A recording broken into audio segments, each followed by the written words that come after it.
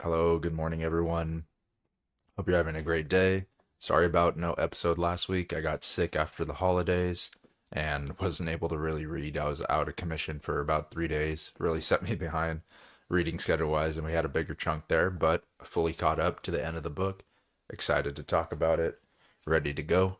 It's gonna be a bit of a longer one since we kind of are doing 2 episodes, but to be fair, this week's reading was a little shorter anyways. It was like 70 pages. So it's not too bad in the end. But we'll go ahead and talk about it all. Go through it. I'll talk about what I liked, what I didn't like, and I'll sort of give you my overall thoughts on Deadhouse Gates as it stands, and we'll take it from there. Okay. So, we basically went from chapter 15 to the end of the book. So we'll go ahead and pick up right on chapter 15 where it started, and we'll just go through the events. And anytime there's something that I want to discuss specifically that pops up, we'll go over it. Just to give like a quick idea of like how I was feeling with the end of this book. My feelings are kind of mixed, actually, to be honest. I don't know if I loved it more than Gardens of the Moon or not. It's like a different feeling because things were happening, but it's not the typical like things that happen. It's not the hurrah uh ending to books that you get in a lot of fantasy where there's this climax and things that get better and are happy. It's a little more grim with little slivers of hope, but having like whole armies crucified at once is like very depressing. um oh, no worries, Daniel. Thank you for showing up. Yeah, no worries with your power going out. I'm glad you were here though. I was just going over like my thoughts so far. I was saying it's a little different experience than Gardens of the Moon. I feel like Gardens of the Moon was more typical fantasy compared to Deadhouse Gates is closer to very dark fantasy. There is those like slivers of hope, but a lot of dark things happen, and it's not the typical climax and hurrah you get at the end of the books. But um, and we'll I think also with like the Deadhouse Gates as well, I struggled with the Duker sections. I liked a lot of the stuff he's describing and the imagery he used and the events that are happening. I think the thing I struggled with for most of his sections are him being a passive character. He doesn't really like make decisions for the most part and choose to do things. He sort of things just happen to him for a lot of the book. There's the sections I like is when he does start making decisions. Like at the very end, really liked him making his decision to stand up and like kill one of the nobles, for example. But yeah, he's an observer exactly. So it is a little like more struggle to get through his parts in some cases. Like it was interesting things happening, but he's not the one that's like that's doing the interesting thing. So it's like okay, I'm watching it here. So it's something I had to get used to. But I ended up liking him towards the end. It's just during the reading prior to his parts. I'd say prior to him going on Aaron's way is where I was struggling with him. But once he went on Aaron's way and he started making his own decisions and being forced to make those decisions for people and helping people, I really liked him as a character then.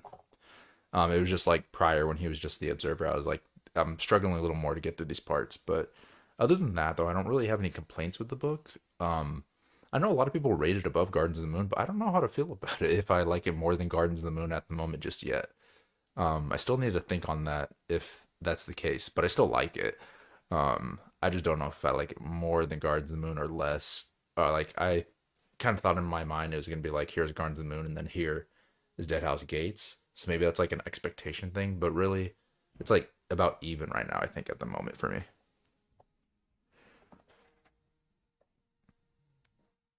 Yeah, his characterization as a historian, he's intentionally trying to be an observer. Yeah, I think that's exactly what it is with Duker.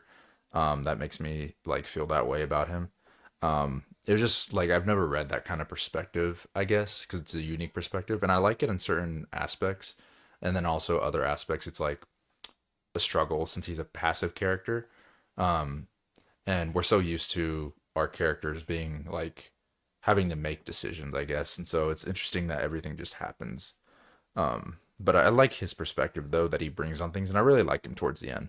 It was just like in the beginning, because like if I think the first chunk of the book, he's just riding a horse, observing things and noting things, and it's like, Okay, interesting. We're on a horse again riding, but um there's like, and then we got to his part where like he's getting covered in the guts while he's like they killed the Semp god and everything with Nethpara and Nether and Nil and all of them.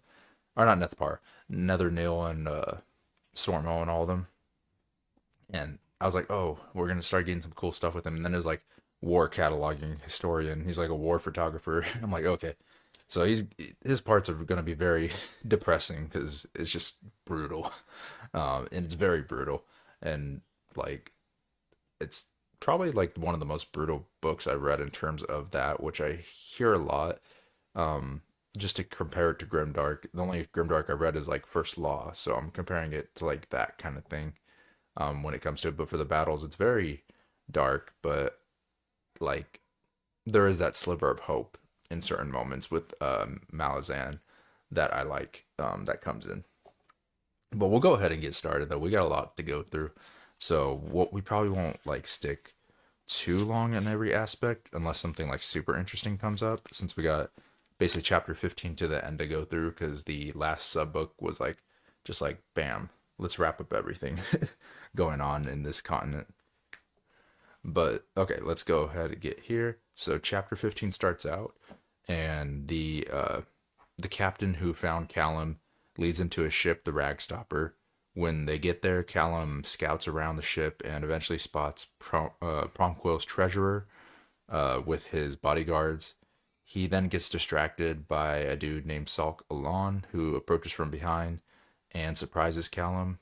The two discuss how they both have bounties and how Elon once was indebted to Callum because the guy that he got the book from, and he was basically indebted to that guy for some reason, and now he's indebted to Callum. He's like trying to convince him the whole time, like, "Oh, you should trust me and all this," which we obviously know he shouldn't because it's obvious. um, but he said like, what's it called? He said that like he set everything up with like a wire in the Imperial Warren to trigger a series of events to where he would know where Callum would be and to orchestrate the ship and the captain and everything happening. So he's gonna know what's gonna happen with him based off him tripping that wire in the Warren. And then during this conversation as well, the treasurer starts being a jerk to everyone and is making a scene. So Elon goes to break it up, and the captain gets involved, stops it, and then asks to speak to both Elon and Callan. That's basically it for that part. There should have been a trigger to know that it's Pearl.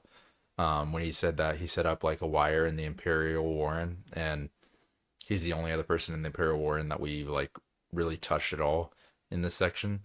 So it should have been a trigger to know it's Pearl right away. I didn't pick up on it was Pearl until it was revealed, but I didn't know it was someone that we shouldn't trust, obviously, based off like the intentions and vibes that are coming.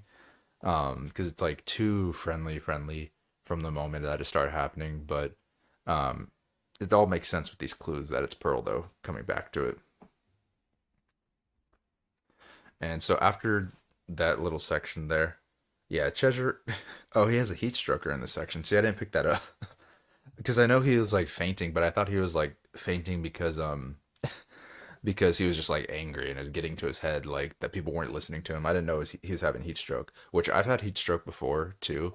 In high school when I was playing football, I think it was my junior year of high school. It was during summer where I grew up. It gets like 107 to like degrees during the summer, and it's gonna be in the hundreds all summer, so it gets really hot. And we were like lifting weights before practice, and I I was lifting the weights and I like ran to school because I live like 2 miles away from my school. So I like ran to school, was lifting the weights, and then like while lifting the weights, my vision just started going like black and I couldn't see anything. And I'm like, whoa, like I'm like blind right now. I literally went blind where my vision went black, but I was still like fully conscious. So I just had to like sit down for like 30 minutes until like my vision came back. So I had like a mini heat stroke. And then I still practiced afterwards, which I probably shouldn't have, but they didn't really have the same safety regulations back then. But I've gone through that too, so it's a scary moment, and you do get lightheaded, like it happens. But there's different factors and different types of heat stroke. But I know what he's gone through in that case. It's pretty serious. But yeah, so they go to the captain, and the captain basically tells them that the Imperial Admiral has been detained And he also tells him that the treasurer has a writ saying that he's in command of the ship basically. However, the ship is not under imperial control basically, so it's causing a confusing situation. And based due to this, he he advises Callum and Elon to steer clear of the treasurer the whole time because he doesn't want any problems because of that hazy distinction on the ship because they don't know if it's under the control of the Imperials with the treasurer or the captain because it's not really an Imperial ship, but they are kind of under Imperial rule since they're going through uh, Aaron or they're going through Aaron and everything. Yeah. Oh, you've fainted while cycling too. Yeah, it is definitely scary. Um, with it. For me, I've never fainted, but I had that. I've also knocked myself out, not fully, when I was younger. My brother hit me in the head with a golf club, so I have like an uneven forehead. I don't think camera picks it up as much, but um, he hit me in the head with like a golf club, and so I like that time I actually like fainted, um, and like it was just like ringing and then like black vision. So those are only two times I had like any type of like fainting before, but it's definitely a scary situation. Um, but at the same time, it's weird because like you're fully conscious and you're like, oh, I know I'm alive, but like I can't do anything. It's unique. You can't, um, a unique experience, I'd say.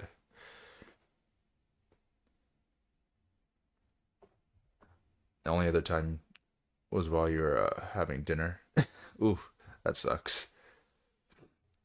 See, I've never had it like in a enclosed setting. It's always been like outdoors or something for me.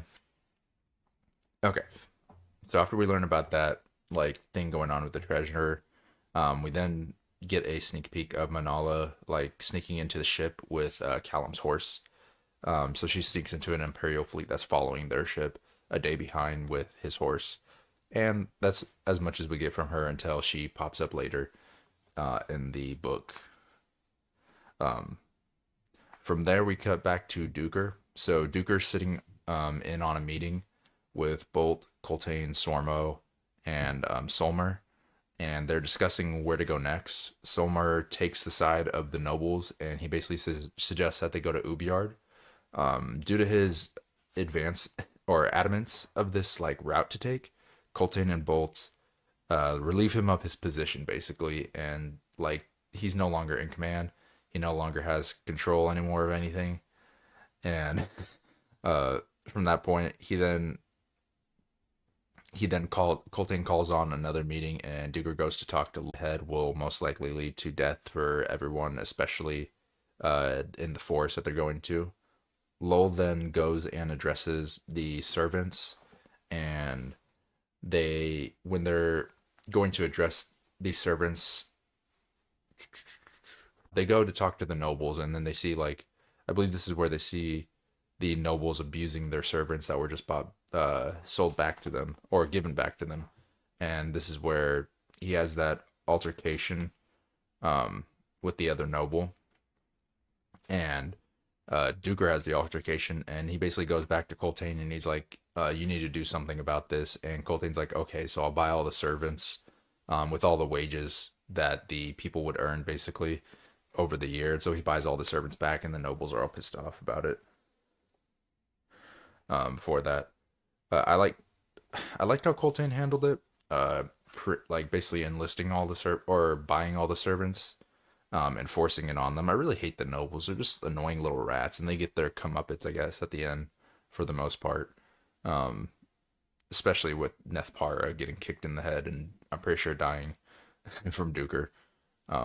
Which is really they're just annoying. It's like you think they would know the situation at hand and be like, yeah, maybe we shouldn't be total jerks at this moment, and should instead like, I don't know, comply so we could survive being refugees being attacked by multiple armies at once. But no, we're gonna be jerks the whole time, and they're just annoying.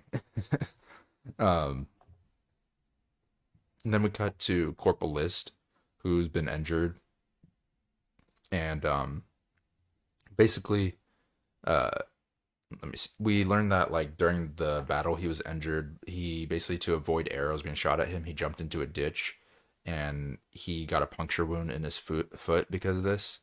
and his body's trying to fight off the infection, and he's very close to the brink of death at certain points. And he tells Duker that because he was close to death, he started having like a fever and getting like visions as well. And these visions sound true to the most part to what Duker's hearing. And so the two of them go off to discuss those visions further within the forest and like what he sees versus what Duker sees. And then we also have Felicine. And so in the next section, we cut back to Felicine. Um, and they kind of like, this was like kind of abrupt when it happens based off the last time we saw her. Because the last time we saw her, she's like getting introduced to like Leomin and the other dude that doesn't have a name. I forgot his name, but he's the certain type of race. The giant. He's a giant. Um, he's getting introduced to them, and Felicine basically is like still deciding if she wants to open and read the book, but I guess she just like convinces them to read the book with her and open it like with her, and she doesn't necessarily have to read it, but they can read it. And so she kind of gets like through that and becomes the Shaik still. So she's the Shaik reborn at this point, or reforged, remade, um, in a new image, I guess, like already. And really, from this point, her character is no longer hating on Heberick anymore. Is more understanding and compassionate. She like adopts a child, and she's doing multiple different things that are more conducive to being a better person overall. And so basically, let me see here. Yeah, so basically, it's all three of them. This section is about them like opening the book and like becoming what they are. Let me see. Yeah, I know. I said I thought it was Apsalar last time. Like, cause that's where, to be fair, that's where they're leading with Apsalar and like her dad and everything. They're like trying to make her go to be the Shaik through Iskarel Pust, and they didn't really say anyone's name at the time, and they're just like, oh, it's a man and a woman. I'm like, oh, so it's servant, and Apsalar, and but no, they kind of like 180 twist, and it was her being shy. It was Felicine. I was like, okay, that makes sense, I guess. One quote I wanted to pop out here that was a really good quote. Let me pull it up. Is on page 520, 562. All my notes say is that it was about like rape, but let me see what it said. If I remember. Let's see. The last second to last paragraph, page 562. Oh yeah, here it is. Death that had already withdrawn far down the endless dusty track, too distant to make their demands heard or felt. Grief rapes the mind, and I know all about rape. It's a question of acquiescence, so I shall feel nothing. No rape, no grief. Thought that was interesting, what you thought about like grief and death and comparing it to rape and how like grief, I think she said grief rapes the mind. Yeah, grief rapes the mind. I was like, that's an interesting perspective on death, I guess. Um, I think what is that other? There's like a quote. I think it's like, "What is a grief, um, if not love persevering or something?" Like when it comes to death. But it was interesting how they thought that. Yeah, they talk a lot about the hands. Beware his hands. Yeah, I know. I should have got that clue. I was like, oh, maybe they can just see like Hebrick's hands now, but because he has control of them. But no, or he regrew them. But there was also on the talk of hands. We'll talk about it when we get to a later section with Ikarum. I had like a crazy theory that like popped up in my head that's totally wrong, but it'd been interesting. But we'll get to it when we get to that. Yeah, it sounds like something Erickson would say with grief and love. I think it's from something else. Something else like the quote. It's like, what is grief if not love persevering? And it's like basically saying that like if you love someone, that grief is love persevering after their death, basically. But it reminded me of that kind of thing. Hebrew emerged from the gate. Leomin and the giant dude want her to open the book and accept her role, and they tell her of this, and it means that they would oppose the Empire directly in turn and oppose Tavor. She's conflicted at first for this because once she learned that Tavor is trying to protect her through Bowden, she's very conflicted on her thoughts on how to handle things. Before it would have been bloodshed, let's destroy and kill Tavor, make her pay, torture. Now she still wants to take her down, but it's more diplomatic the way that she wants to do it, and she wants to like have a conversation with her at the same time. Um, and then basically, for the time being, she tells Leomin she's going to bring her to the encampment and avoid the storm. And then she hints at accepting the role as the Shaik, but she hasn't. But like she doesn't like it's a weird shift. It just like kind of happens, I would say. So the next section, we get Hebrew, Leomin, and Felicine. They arrive at they they're going trying to go to the encampment, and they're arriving at the rendezvous point, and the Toblaki, the giant guy, and Hebrew, they apparently like hate each other, and he reminds them about how the Toblaki people killed many children and how they're like just horrible. um, and so the two like are not going to get along at all. They want to kill each other, and the only thing keeping them from killing each other is basically Felicine because she has control of him. Um, and so the group continues on. I think there's another quote as well. There's a lot of good quotes in this section, but page 568, talking about futility. That's another theme that pops up a lot with Erickson in these books is the idea of futility. There's a lot of characters always talking about how everything is futile, and like just in general their perspectives on futility itself. Like we had the Talani Moss tool, like in the first book, he had that great quote that I can't remember off the top of my head about futility, but it's something that's very prevalent in all the books. So let me see this quote here, 568, bottom of the page. Okay.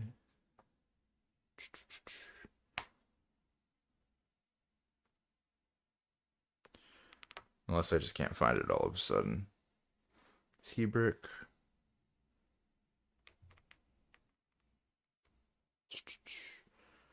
Oh, here it is. Okay. He said, "You know, Felicine, I begin to understand something of the lives of the ascendants. To live for hundreds, then thousands of years, to witness this flowering in all its futile glory. Ah, is it any wonder that their hearts grow hard and cold?" So he's talking about like the ascendants and how they become jaded over the years because of the things that happen to them. Um, that I found interesting, but it makes sense.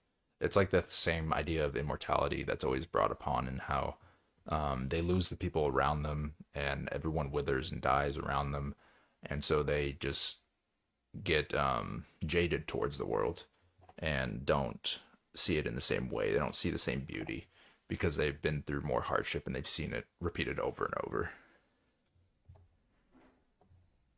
Let me see, read the quote that you put here.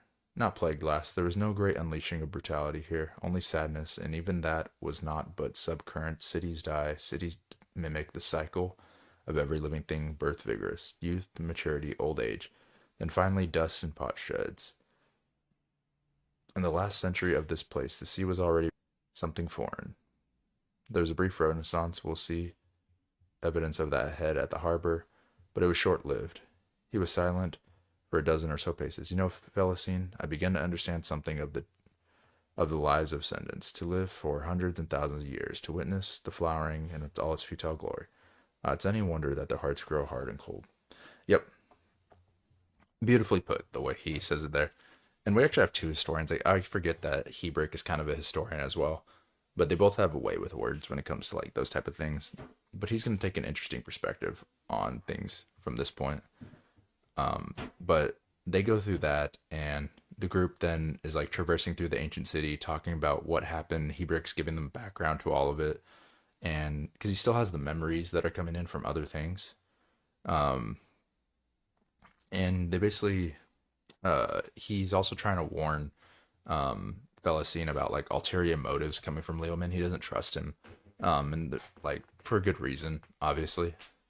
Um, and so he then asks her why she keeps him around, why she keeps Hebrick around, after everything that happened, with Benneth and all of that. and she admits that she keeps him around for survival, and then she says, and for Bowden as well. She finally like feels bad for Bowden, and she kind of like respects him in a way.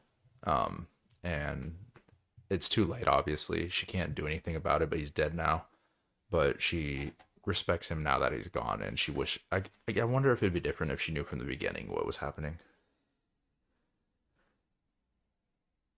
Yeah, Hebrick's similar to Duker, but more cynical.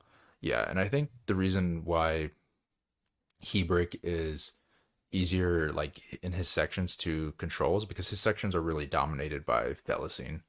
Because Felicine is the main perspective that we're getting in those sections, and there's like, to be quite honest, like there's more interesting things happening in my opinion in their sections, like magically when it comes to the world, versus Duker is just depression and war, like all there at once. um, but uh, let me see here. But once again, her like saying like this is for Bowden just shows that she's changing, and she's not like that character that people hate anymore. Um, which is interesting because I know you said like a lot of people have controversy towards Felicine, so I'm like, do they still hate her after she's changed as a person? Because she becomes a better person eventually.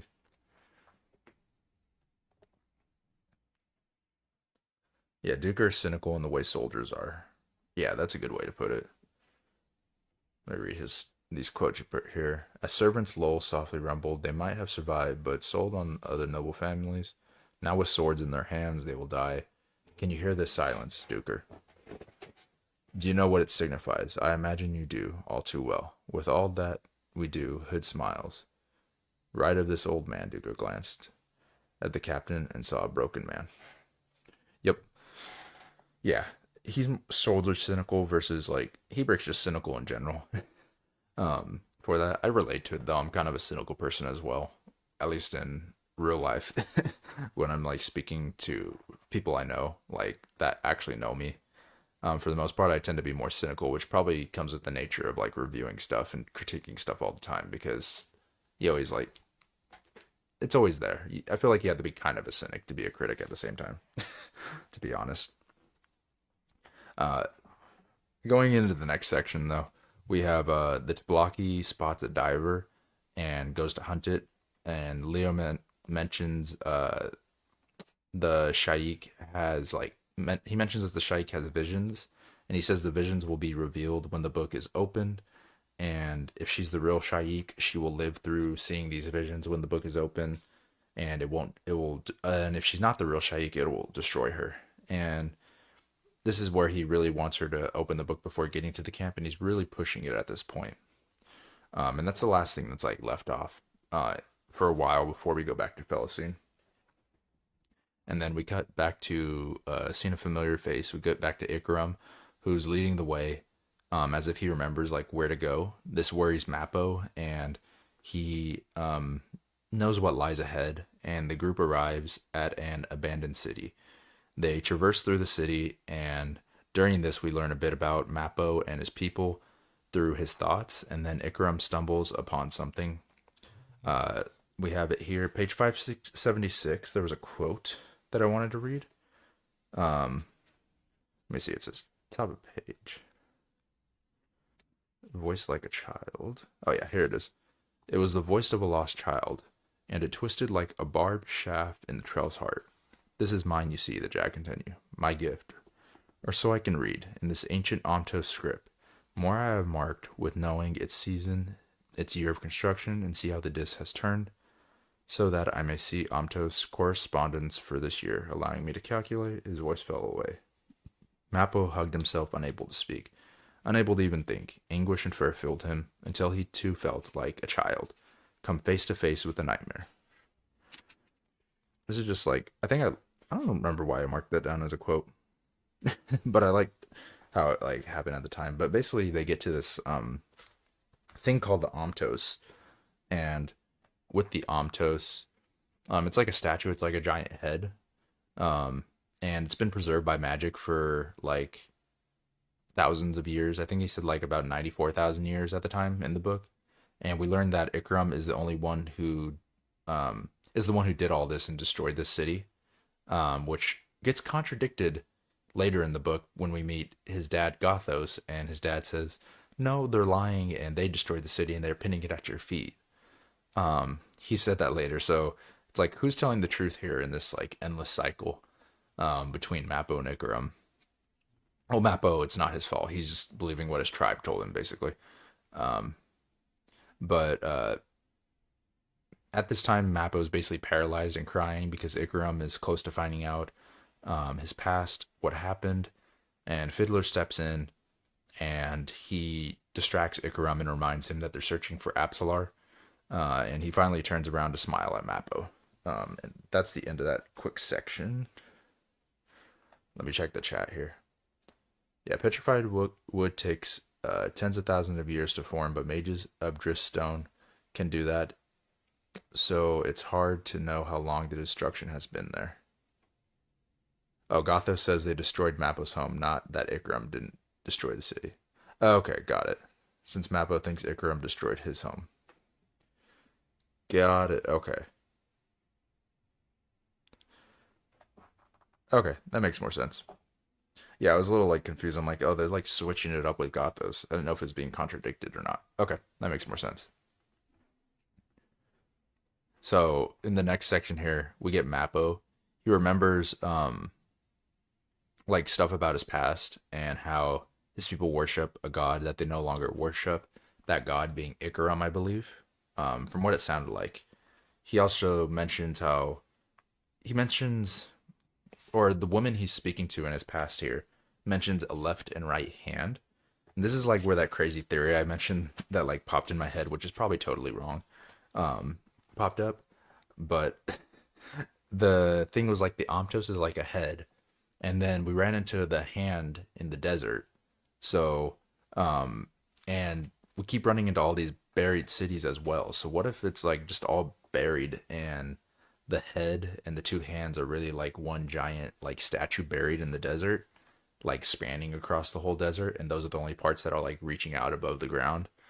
Um, and then like it'd be interesting to explore that. I know it's probably totally wrong, but I was like, what if the hand and head are all just like linked and it's really like one giant statue that's buried underneath the whole entire desert with these ideas of these underground cities that we have.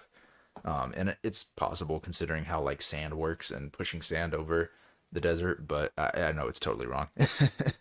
um, but I thought it was just like for some reason that popped up in my head. I'm like, oh, the Omtis could be related to the hand at the same time, especially with the lady mentioning left and right hands.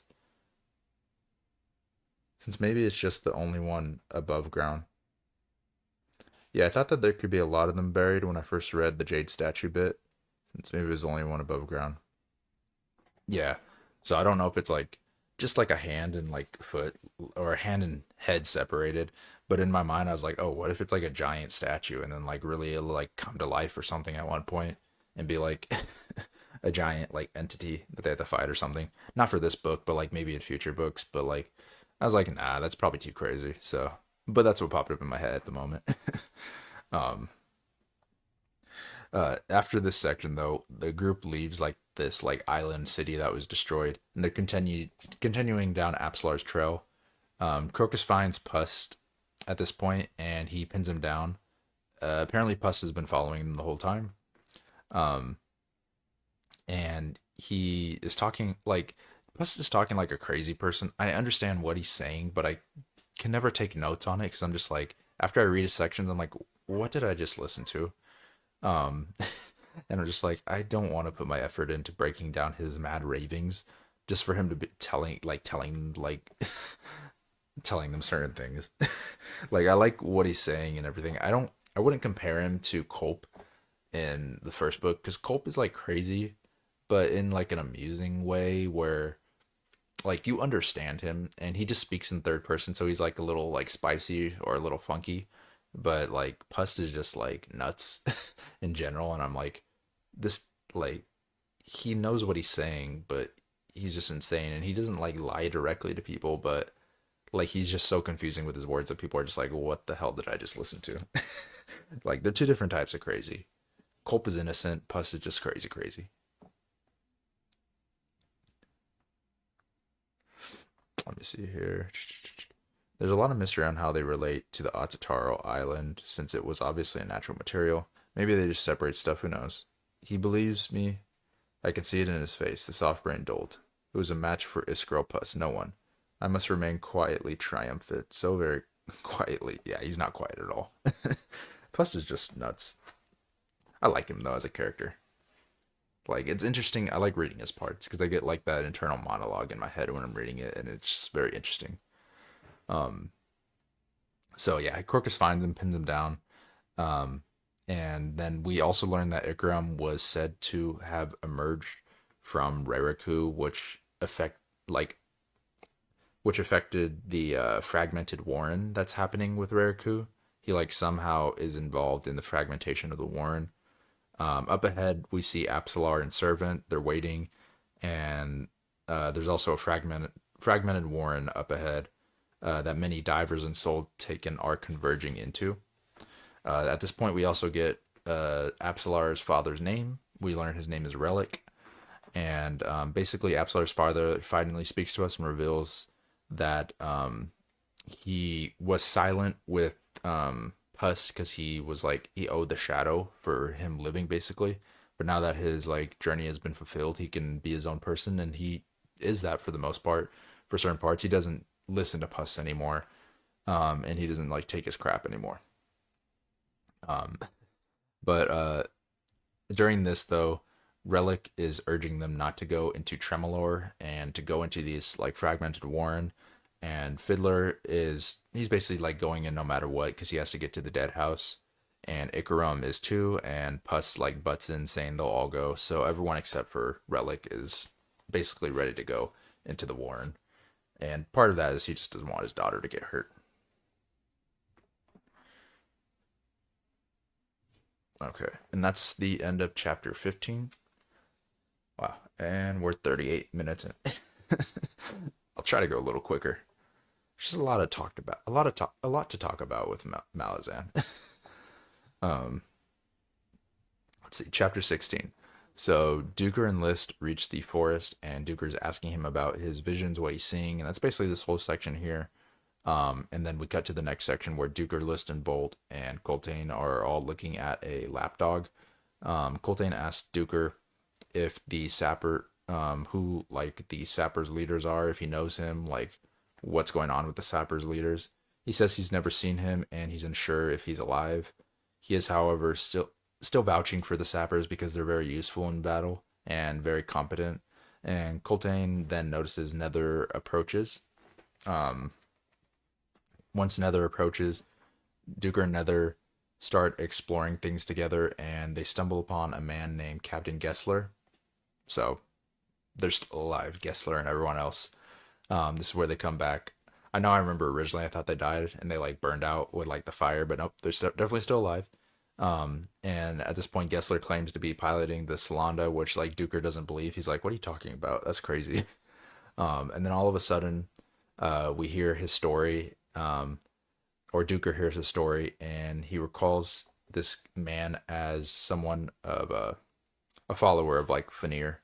And then Stormy comes out and he confirms that he remembers Duker, and Gessler then lets them know that his crew is a bunch of dead people. So this is like introducing that idea. We also get introduced to the concept of them on the path to ascendancy, and we also get introduced to the concept of everyone on the Salanda doesn't age when they're on the Salanda, which is why the dead people are stuck in this like stasis that they are on the ship. Let me check this here. Apsalar and Crocus's relationship development becomes pretty subtle in DG with stuff like the trail watched as the Dara's reaching arms were captured by Apsalar and guided around her in tight embrace. Oh, lad, you do not know how poignant your blindness is. Yeah. No, yeah, they definitely are developing the relationship with like small stuff like that. I think it's still pretty obvious, at least on Apsalar, or I think it's obvious with Crocus, his advances, but like the thing that is developing, I feel like, is Apsalar's feelings towards him. But he's obviously into her. We get a lot of pairings actually in this book that pop up. We get Cal and Manala. Pust ends up getting a girlfriend at the end, like crazy spider lady that they both like get each other. And then we have Absolar Crocus, and so one more I'm missing. I mean, we have other relationships that happen. Not necessarily like boyfriend girlfriend relationships, but like stuff like Callum, or Aptorian gets a kid basically. So there's definitely stuff. Yeah, Absolar is slowly changing, and they're talking to people like Mappo and Ikarum. Yeah, she's becoming her own person. She's no longer that kid, the Fisher girl. And her dad knows that and points that out later when she's like talking to, I forgot who he was talking to, but we'll get to it. They discuss that, but um, she's definitely changing and becoming her own person with these jumbled memories that she has. But yeah, going back to the Duker section, Duker and Mecha were exploring. They find Captain Gessler, and then okay, next section after that, after we get introduced to Gessler and everything, they go back to the camp um, of horse warriors, and ahead of them is a gorge, and the main issue is crossing the gorge, but Gessler is here, and they can help him cross with the Salanda. Um, Nether is also suspicious about the Salanda going through it, and she doesn't really trust them. So Duker decides to go aboard with them, while Stormy tells him basically their entire story. But they don't end up going aboard directly because they're like going back to the ship and they spot the enemies. That happens. And so Duker hears the tale on the way to the ship. They spot the Ubari archers and they decide to head back to the camp. They get back to Nether, and apparently there is a renegade fist called Corballo Dom. This is where we get introduced to him. I don't like this guy, but he appears.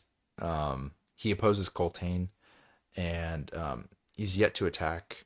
Um, he's yet to attack Coltane yet, but he still opposes him. He's cutting down the forest. He's doing different things. Nether then gives Duker the option to join the Salanda with the injured and go to Aaron, or to stay, and he chooses to stay. Let's see. Yeah, a lot of focus on butterflies in this section, or in this chapter. We'll get to that with the battle that happens. That was a beautiful scene with the butterflies that occur, and how the butterflies take Sormo's soul and everything, I guess. Sort of like how the ravens take Coltane's soul. Um, so then we cut to Gessler, Stormy, and Truth. They meet Coltane, Bolt, and Sormo. We learn that Gessler and Stormy are old guard of Kellenved at one time, so they used to be very important people, apparently. um, Lowell is there at this moment as well, and he inducts Truth into the Marines, because I guess Truth wasn't a true Marine, he's just a recruit at the moment.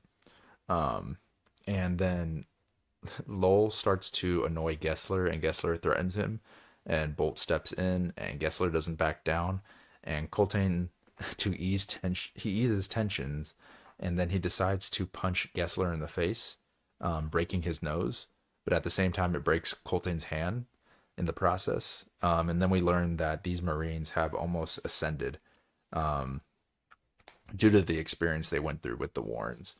And this means like it's also suspicious because it also means like Coltane, has he possibly ascended since he's like this strong?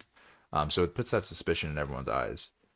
Um, that there's definitely more than meets the eye to Coltane that we don't fully understand and we don't get the answer to necessarily. Um, After this altercation, though, a messenger shows up from Corballo, and the messenger basically offers peace to Coltane, and he suspects that the nobles have been in communication with Coltane at this point because of this. And Coltane rejects him and tells him to prepare his ship. Tells Gessler to prepare his ship. Let me see here. There was nothing of the usual shouting, jests, or Wiccan riding songs to accompany the thunder of hooves and airy whisper of hundreds of thousands of butterfly wings caressing the air above them. The river Vathar, the funeral procession of drowned insects, down to the sea. Yeah, some beautiful visuals when we get to the battle too. Um, Once more, it's like I'm starting to get more used to how these battles happen and like understanding how they work with that. But the group is yeah, that's the last part with Duker before we cut back to the other characters' point of views before the whole battle occurs with the butterflies. So we cut back to Felicine's group. The group's all around the Book of Drina, and before Felicine looks over it, she requires that the others do the same. So Leomin looks over it. The glowing book, he sees nothing. Tablaki looks over it, and he starts to cry. Hebrick refuses to look, and so um, she tells the Tablaki to kill him, and he swings at Hebrick, and Hebrick blocks the swing with his like invisible hand.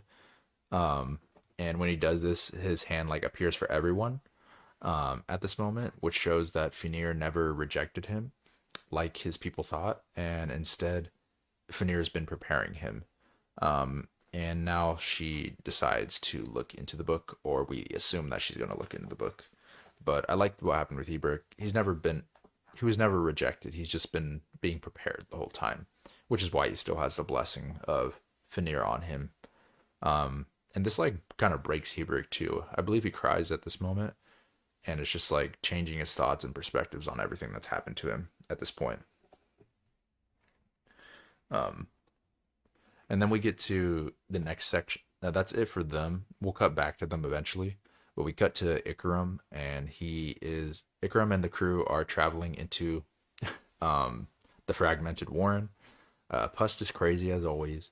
Everyone is on edge and ready to defend themselves as needed, and they all stumble upon a wide-scaping world of roots, basically, which is the Azeth.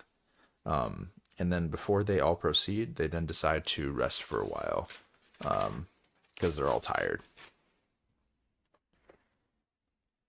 Let me check back in on the chat real quick here. Tablaki is pure, or Tobokai, I don't know which way it's pronounced, but it's pure faith. But one day we'll lose it all. Hebrick will rediscover his faith. Hebrick's hands grasp power and truth. Liam, Master Deceiver, cynical belief in the world, still searching in the darkness for hope. Felicine, pleasures in flesh devoid of pleasure, herself surrendered, one after another. Kindness yearned behind every cruel word she speaks. Felicine's hands grasp nothing. That's another good quote there. Okay. Cutting back to it, though, we get a moment with Mappo and Relic where they have a conversation about um, why he was listening to Puss for so long, and he said it was basically because he spared him, and also he reveals, or that the shadow spared him, and he reveals he wants to help Apsalar even though she is changed. And this is what we like mentioned before, where she's not the same person because of her jumbled memory. She doesn't even remember who she was prior to everything happening. Um, then we get a moment between Apsalar and Ikram having a conversation about their memories and what finding them would mean and what they would do. After the conversation, Apsalar advises him to be careful about what he says to Mappo, to not break his heart. During this, Mappo is listening quietly and secretly, and he's also crying in this moment. Ikram confirms that hurting Mappo is the last thing he wants to do, and Apsalar cleans the tears off Ikram. This was a very touching moment. And it was like nice to see Apsalar talking with Ikram because not their plots, but their issues with memories are mirrored between both of them. With her memories being jumbled and him having like amnesia, they both have issues with memories. And they don't know their origins or remember who they are, so they can relate to each other in a way that no one can really understand. And it was just really touching, like because Ikram is so, despite his like feared rage that they're worried about, he's such a peaceful like soul, and he just wants to be with his friend Mappo, and he just cares for Mappo so much, and Mappo knows that what's gonna happen to him, and it's breaking Mappo on the inside because he loves Ikram just as much as like a brother and a friend, um, but he's having trouble facing what needs to be done. Ooh, let me see here. I'm gonna check in with the quotes. All that we were has led us to where we are, but tells us little of where we're going. Memories are weight you can never shrug off. A burden I would accept nonetheless. Let me offer some advice. Do not say that to Mappo, unless you wish to further break his heart. I do not understand, but I would never do that, lass. I do not understand. Yet you wish to. Here, Ikarum, dry those eyes. Jag never weep. Ugh, it's a very touching moment. I really like that moment between them, because they are very similar characters in that aspect. But it was a very good one of those very good moments. It reminded me a lot of book one with what's his Perrin and um the night guy. Oh my god, I'm forgetting his name. Uh, you guys know who I'm talking about, the night guy, the drunk one who's like kicked out of being a noble. But like the moment that those two had together, it reminds me a lot of that. Like I like getting those moments. Cole, yeah, it was Cole. Thank you for that. Yeah, Cole and Perrin. It reminded me of that. Not quite as much, but like Erickson has a lot of good moments with like character dialogues between each other where they're just like speaking with each other and really getting down to the root of their feelings. And I really like those moments whenever we get them between the characters. How could I otherwise? You interrupted me. A lie. Okay. Let me see here. We get to the next section, and Mappo finally confesses to Ikarum. Basically, Mappo was tasked with preventing him from remembering who he was so that he does not revert back to being a Jag who destroys everything. He was to bring him to the Azeth and imprison him eternally. Mappo's conflict is that um, they are best friends now, and he rather continue roaming the desert endlessly in ignorance than finish his task. Ikram understands and embraces him, and knowing of his crimes, insists they go forward, despite how hard it is for Mappo, who he calls brother. This chapter overall is just a really good one, at least with these sections. And then in the next part, the group's about to see if the Azeth will take Ikarum, but they may need to fight him to prevent him from destroying the Azeth because he's too strong. Um, During this like little section here, Crocus then threatens Puss to summon Shadow Throne to help them. And Puss is really reluctant to do so, but he does finally do that. The hounds are summoned. Mappo recognizes them based on description. Puss starts dancing near them, and they knock him down. And he claims it's affection, but they seem like they're just kind of annoyed with him, and they're just like beating him up. Uh, and so now the whole group is gathered together, and they're ready to enter the Azeth, which is also like a giant maze at the same time that absorbs bodies, dead bodies, and creates them into the walls in the maze, or absorbs them into the Azeth. Let me see this quote here. Shadow Throne, my worthy Lord of Shadow, is thinking, yes, thinking furiously. Such is the vastness of his genius that he can outwit even himself. Shadow Throne is interesting. I think the dynamic between Shadow Throne and Dancer that's played with later is interesting because I think Dancer is more sympathetic than Shadow Throne in some cases, at least with the scene that we get later with Aptorian and Dancer, um, which we'll discuss when we get there. I need to really get through these sections. We're already an hour in. We got so much to cover. So much happened. Um, so after that, we cut back to Gessler, who finally leaves with all of the wounded. We also learn that time. This is where we learn that time is stilled on the Solanda, which is explained by their lack of beards. Um, After that, Duker says goodbye, and he meets with Coltane. When meeting with him, a noble interrupts them because the council spoke with an emissary in secret and agreed to send refugees across the river. So they were secretly working with Corbelo. Coltane then sends Duker to find these sappers, and basically chaos ensues from here. And this is where the battle starts. The woman Marine, during the battle and all the chaos happening, I'm not going to go over every detail of the battle because I have trouble tracking it. But the woman Marine finds Duker and sticks to his side. The two of them cross the river while arrows are being shot at them. After crossing, Duker then stops by a wagon to witness like the rest of the battle. And he basically noticed that Corbelo has like a floating bridge with pikemen on it, and the refugees start to overwhelm the pikemen, and they're fighting for their lives as well. It's like they're like zombies with like um like it's like a zombie horde kind of like situation that he's looking at. And then we see as well Sormo. This is where Sormo dies, and he's on his horse collapses, and he uses his magic to collapse the bridge, and like the groups are shooting at him at the same time. He gets shot 4 times and gets killed. His life then gets carried away by like hundreds of thousands of butterflies.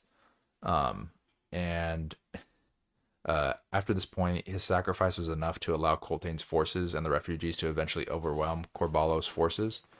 And then during this as well, Nethpara is present with Duker, and he's just being annoying. So Duker threatens to kill him and um, basically chokes him into unconsciousness. And this is where Nethpara just like gets like a total grudge. I guess he already had a grudge on Duker, but now it's just like to the point where he gets him convicted later with Promquil. And that's the end of the chapter. Let's just go back in the chat real quick.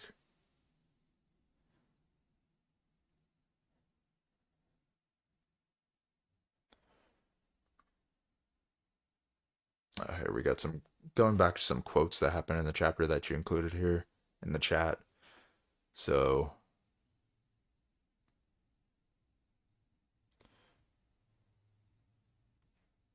Cotillion is more human than he was in Gardens of the Moon. Yeah, that's for sure.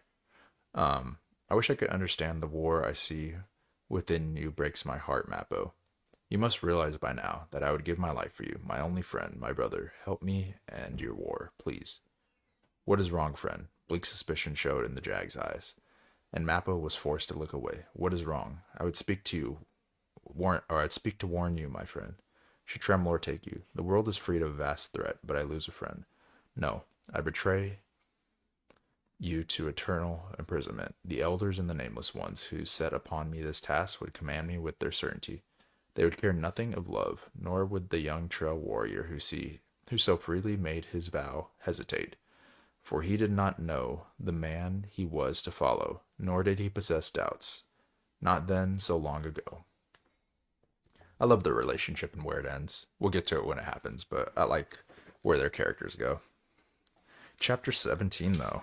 We're getting through this. I'm gonna try to go quick because I don't want my camera to die. Usually, I think it should last 2.5 hours at least, but we'll find out. Let me see. One of the first instances of the theme of certainty being brought up. Interesting. I didn't even think about that theme when I was reading it, but you're definitely right with that. And it's interesting, like, I genuinely thought they were gonna like give him up to the Azeth, but they didn't end up doing it. He couldn't go through with it. Instead, he just wanted to repeat his endless cycle, basically. Okay. Let me get some water real quick.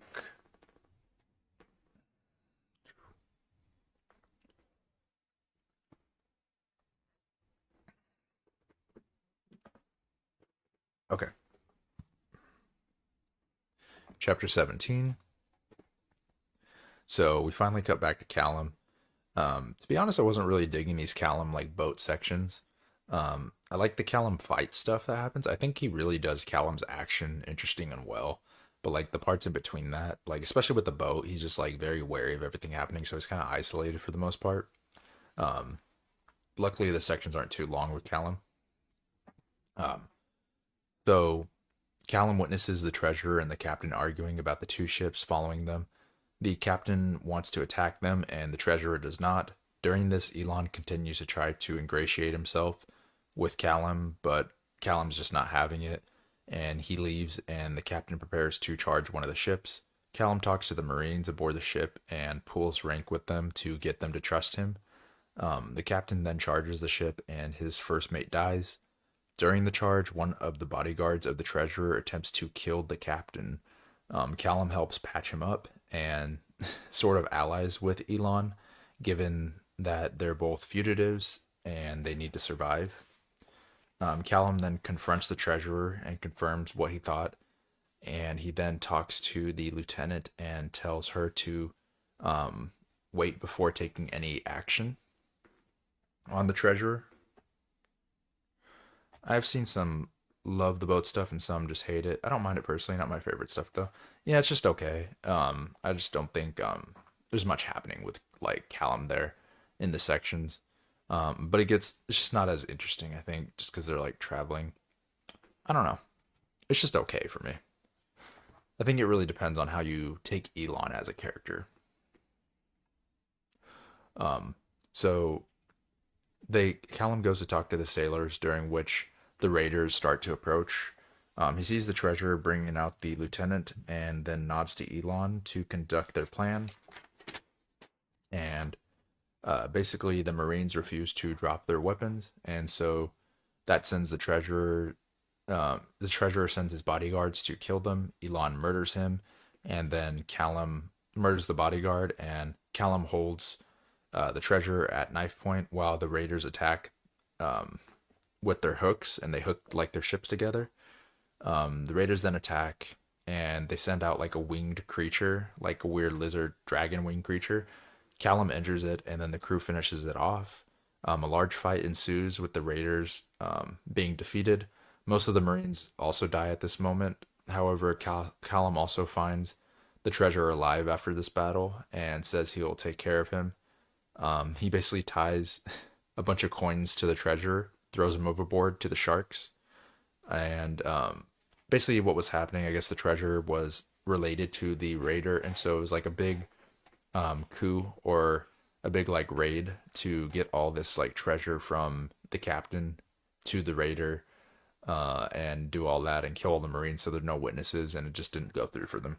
And that's why he buries him in his gold and sends him off the plank essentially, um, with gold tied to him. He dies for the gold that he wanted so much. Yeah, and that's basically the Callum section there. And then after that, we cut back to Fella scene, but we'll let me check in with the chat real quick. The captain is far smarter than he appears, and I think he was pretty certain he knows about the mind stuff. Erickson even describes his blinking as owlish instead of sheepish. Okay, that makes sense. And then also with the captain, there's more than meets the eye. I think later in parts we get like a little reveal about his like name, sorta. When we get to a section where it's like where they're at the bay, in Malaz City. He like sort of reveals his name, and then like one of the crew members says his name. He's like, "Don't call me that. I died many years ago. Like I'm dead to them." So there's definitely more than meets the eye to the captain, and it's also the reason we're not getting his like true name for a while. Let's see. Going into the Felicine stuff, we check back in with Felicine, and she has yet to open the book, but has convinced the others to believe she is the Shaik reborn. And so they're preparing to enter the Oasis now, and Leomin is advising her on what to wear, what type of clothing, how to show herself as a Shaik. Um, and then after that, we cut back to Callum and the Marines. The two Marines that were left died, and the next stop, everyone they say the next stop, everyone, we're gonna be looking for a healer. Because the current one's like drunk, but he's probably drunk on magic more than actually being drunk. It's probably like the influence from Elon, because he's trying to get them to stop at Malaz City. Now that I'm thinking about it, the crew then spots Tavor's fleet heading towards where they came from, and this is like where we first get that introduction of Tavor coming to help. She doesn't show up in this book, but she is coming to help and like fight. Um, and then we also get Elon offering to make an alliance with Callum as well. Tells him um, who to say he doesn't. Oh yeah, he's offering him alliance, and then Callum like kind of scares him. He's like, "Who to say I already don't have an alliance on the ship that you don't know of?" And he's like, "Whoa, are you kidding me? What's going on?" And he gets like really suspicious at this moment. That is, Elon gets suspicious, and that's the end of that chapter. Quick little chapter there. Uh, it was good for what it was. I think it was a good Callum thing. Like I said, I wasn't really vibing with the ship stuff at the moment, but I like where it ended up with Callum. But we'll get to that. Next is chapter 18. Making our way through. We're gonna go through these quickly as we can, because I don't want my camera to die on me, because I have no way of charging it while we're going, and I only got one battery. But we're still good on the camera battery though for now. Okay. So chapter 18, Mappo and company are at the entrance to the maze, where there are four dead bodies of people known as the Nameless as they lay there. Name known as the Nameless ones. This triggers a memory for Ikaram, of his like dreams that he's been having. The priestess Mappo knows basically gives Ikaram amnesia, we find out, and assigns a new person to wander with him until he ends up killing them, and it repeats the cycle. We also get a reinforcement of like Apsalar having Cotillian's memories and her authority over Pust due to protecting those memories. So she can basically, since she's one with Cotillion, she has authority over Pust and she uses it. Let me cut back to the adjunct real quick just to read this quote that you sent in. The adjunct have, if you thought the blood had run thick enough over your homeland, well, thank the gods, we're heading the other way. I think the blood thing refers to saying blood is thicker than water, and well, Tavor is going to oppose her sister. And Callum's relationship with his home island, too. Sense with Callum is from the Seven Cities. Oh, okay. Yeah. It probably does have double meaning that way. You're probably right about that. I can see that. Going back to the group, though. So the group enters the maze. They're attacked by a soul taken, and who's taking like the form of an Enkeral, which is like a lizard winged thing. Mesrem, the bear soul taken, then shows up from earlier to attack the Enkeral. Mappo kills the Enkeral with one blow, but before he can shout that Mesrem's an ally, Rude the Hound is already eating his arm, and he smashes his throat. And then Mesrem dies in a very brutal way. He's literally like walking off, like with his throat cut and just like bleeding out. And then when he dies, the walls are like formed from the dead people. So the Azeth like takes them, and they become part of the labyrinth of the Azeth, basically, which is pretty brutal to think of, but also pretty cool at the same time. I like the visual. Um, and so as they go along, Shan the Hound gets injured and comes running. They look back, and Ikaram's basically erupted into a rage, and Mappo's trying to hold him back. Um, a new wall then emerges. Is That's how it ends the section. And then that's basically it for their section before we get back to them. Then it goes back to Felicine section. Felicine and crew have made it to the encampment. Felicine is changing the way things are, since she's now the Shaik reborn. She's giving, like, for example, the orphans names, which they never had before, and she's allowing them to speak as well. And instead of meeting with the high mages first, she decides to address all of the people. We also get the names of the high mages at this point. So we have Bidithal, Febril, and Lorik. She tells the people that they're going to march against Tavor, and she also, during this time, gets the high mages to kneel to her as well. So she's basically secured her power at this point. And that's it for her section. We cut back to Fiddler again. So the crew's with Fiddler. Ikaram is in a rage, and Grellin, the rat diver, shows up, and he starts attacking the group and Fiddler is fighting him. As like a last ditch effort, he throws the conch that he got in the beginning, and the conch breaks. And when it breaks, it reveals, uh, like it reveals what the purpose of it was. And so, like, some guardian thing shows up and murders Grillin and summons like a giant wave to wash away everything, and then it disappears. And then Ikram gets knocked unconscious by Mappo as well, so the rage like stops. And Puss wants to kill him, and Fiddler and Apsalar call him off, and Crocus then sees the house in the distance, the Deadhouse. I thought it was interesting, the conch. Fiddler, even at that moment, he's like, oh, if I knew like how important it was, I may have like used it or like not broken it right now in desperate haste to protect myself. Um, but it was very important, like where it happened. It was really cool visuals, and there was like a giant wave, and then there's also like destroying the soul of like all the divers that were there, and just like protecting them overall. And that basically ends the chapter right there with them seeing the Deadhouse in the distance. Okay. And then we get to chapter 19, introduced here to Bungle and Mincer. Two interesting characters. The sappers are interesting. I like the sappers. So List and Duker are investigating the terrain and how it pertains to List's visions. Eventually, they get back to the encampment, and Coltane, Bolt, and Lowell have gathered all of the sappers um, into one and the engineers into one area. Coltane goes to Mincer, and for his bravery, he promotes him to being a sergeant. However, he was already a captain, so this is like a demotion technically, but they didn't know who the captain of the sappers were, so it's not really his fault. Mincer then volunteers Bungle to be captain, and Coltane accepts. The sappers all leave and smiles, and the group's just confused as to what happened, but they're kind of like humoristic at it. They're like, okay, that's fine, whatever that was that just occurred. The sappers are like their own like group of weirdos.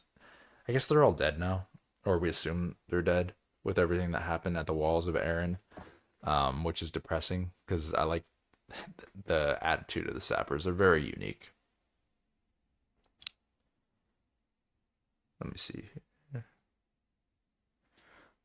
Just going over some of the quotes you added here. You find the need to answer all this, historian, he asks. All those tomes you read, those other thoughts from other men, other women, other times. How does a mortal make sense? How does a mortal make answer to what his or her kind are capable of? Does each of us, soldier or no, reach a point when all that we've seen survive changes us inside? Irrevocably changes us. What do we become then? Less human or more human? Human enough or too human? As I said, it's a place without intelligence, a place where thoughts wander, formless, unkindled, lost. Lost, the captain repeated. I am surely that. Yet you and I, Lowell, we are lost in our lives. Look upon the children in despair. How to answer this? I must know, Duker, else I go mad. Sleight of hand, the historian said. What? Think of sorcery. We've seen in our lives the vast unbridled deadly power we witness unleashed, driven to awe and horror. Then think of a trickster. Those you saw as a child, the games of illusion and artifice they could play out with their hands, and so bring wonder to your eyes. But where will we find such a thing? Unexpected places, Duker replied. Also rising somewhere ahead, shouts rose, and the convoy resumed its climb once more. If you fight both tears and a smile, you'll have found one. Duker then says sleight of hand in the promotion scene. Yep. I really see, like, I like the parts of Duker. I like when he talks, like, and does his stuff. It's just like I said, I think the only thing with Duker is like all the passive stuff. Maybe it's the war. Maybe I'm just not as into military fantasy. Maybe that's why I like struggle with the sections more. Because like I mentioned before, I like individual battles, but I struggle with following larger battles. So it's hard to like encapsulate everything. Because I like stuff that happens in his sections, but I don't know. There's like some type of disconnect that I can't quite put my finger on.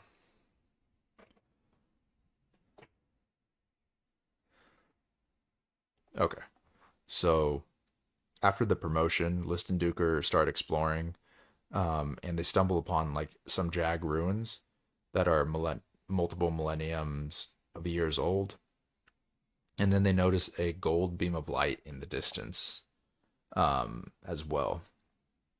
Uh, I'm trying to remember if you guys can remind me what the gold beam of light is, what it's referring to in the distance. Does it have to do with the group going into the Azeth? Not quite sure. I can't remember what the reference is to it. Or is it like in reference to the breaking of like the shell to protect themselves with Fiddler? If you could remind me of what that like gold light is. But after that point, we cut back to Callum. Callum is on the ship, but he is suspicious of Elon again, and he thinks that he is a mage. Because there has been constant storms, and it's just questionable to this point, everything going on. He decides to contact Quick Ben with the bone phone. Quick says that he's in trouble on the boat, and that whoever is using magic will probably try to wipe everybody on board's memories. And their phone call ends abruptly. He also says there's like trouble going on in his area where he's at, but we don't really get reference as to what that trouble is that's occurring.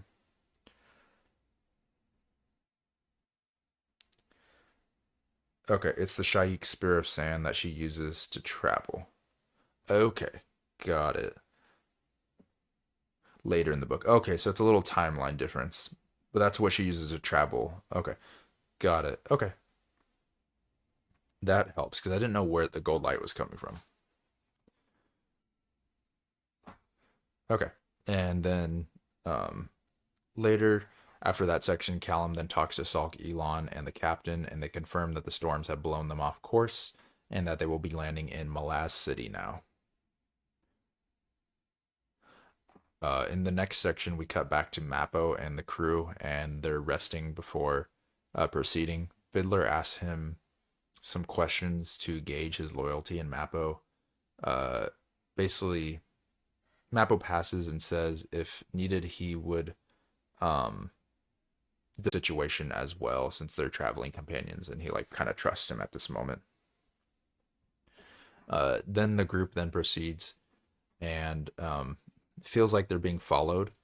Moby then approaches them from behind.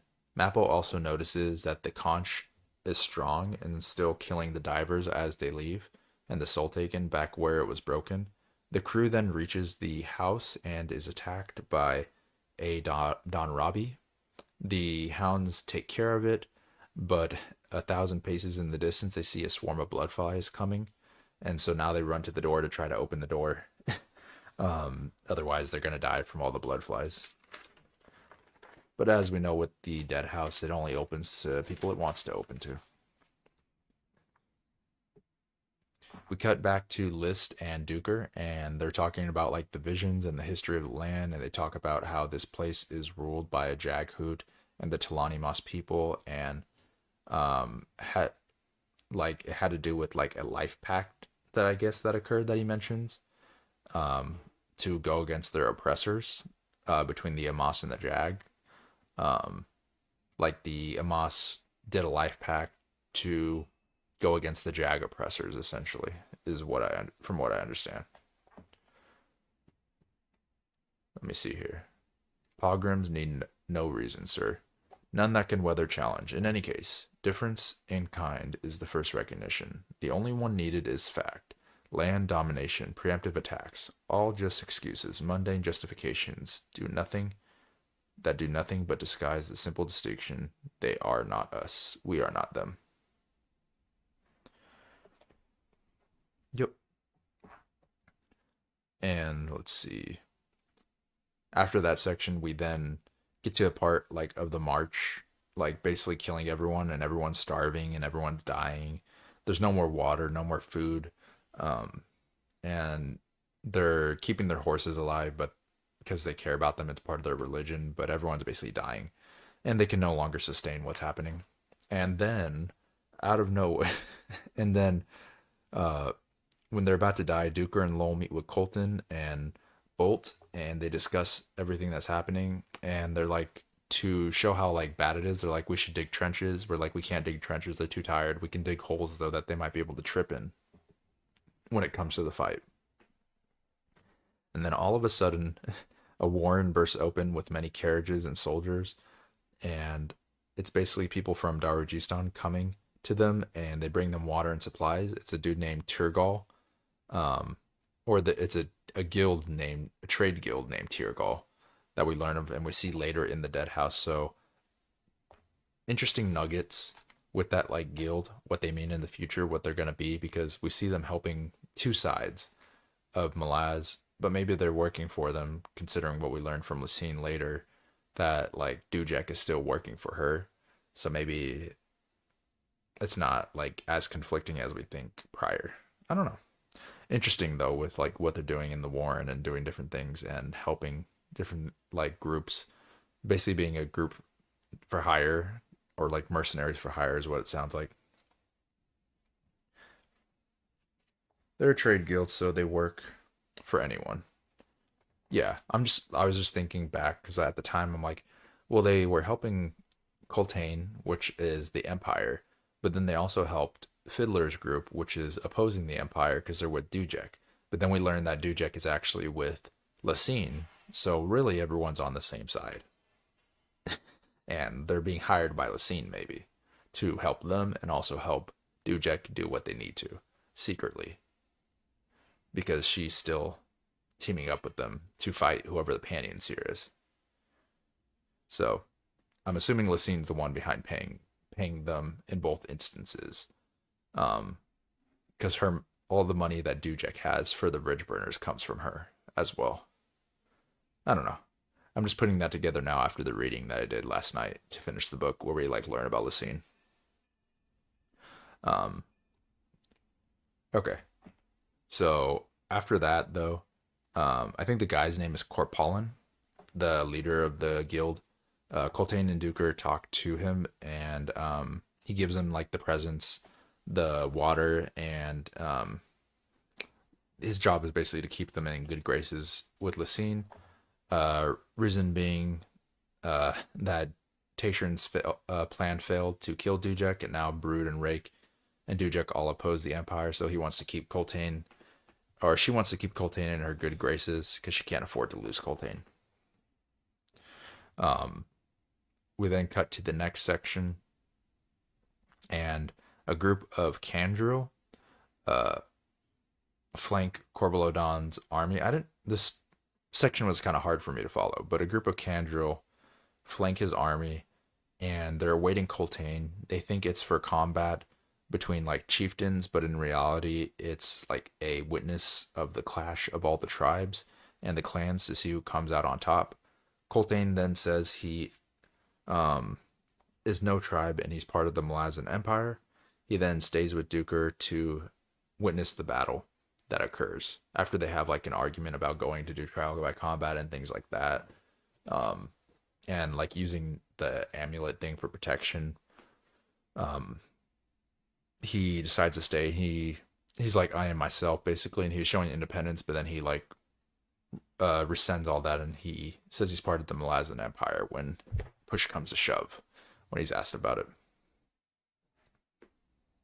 But and then after that section, they all basically bear witness to the battle. Most of the tribes are killed. There's only a few Tithansi that remain. The Wiccans also remain as well. The Kundril failed to defeat Corbolodom, so they pronounce the Wiccans as the strongest, and they're asking like Coltane like, who's the strongest? And he says, oh, it's you guys, blah blah. And they're like, no, it's you. We failed, blah blah blah. The Wiccans are the strongest, and the Wiccans are also going to be dead, as we see later. Okay, and that's the end of chapter 19. So we get to chapter 20 here. Um, let's see. So in chapter 20, there's a conversation between Callum and Elon. Um, at first I was like, is Elon into Callum? Like, is he attracted to Callum the way he was like talking to him? I didn't know if he was or not, or if he like that's the like vibes he gives off. But Elon's basically discussing wanting to help Callum kill the Empress and wanting to partner up with Callum. Callum refuses again, and he sort of reveals he's headed for the Deadhouse in Malaz City. So now Elon knows his plan, where he's going, and helps to set up his hunt so he can have fun with his prey, as we learn later. Um, we then cut to the next section, and Corpollen. Oh yeah, this is where, or the next section, sorry, with like Felicine and all of them. Before we do that though, let's check in real quick.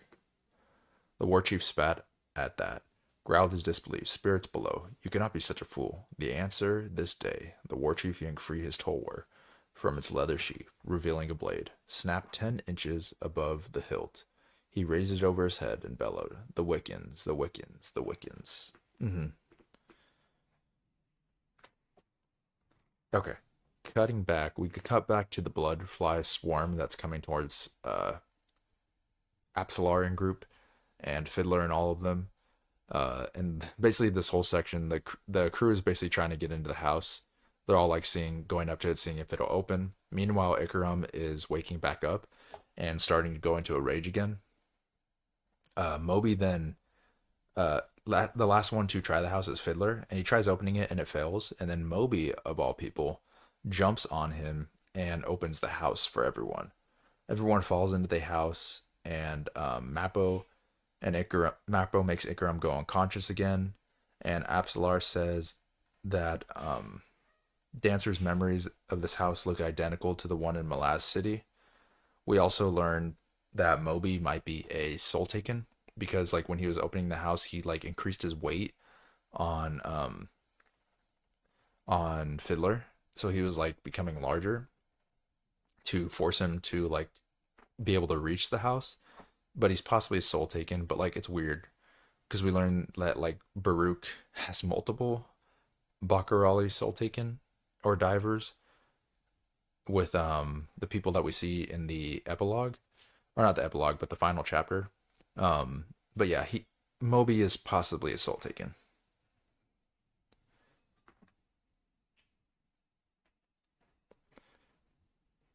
It's a demon that is forced into his true form in the Azeth.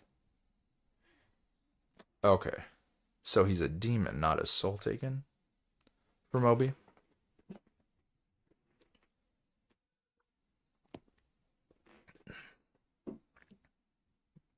Interesting.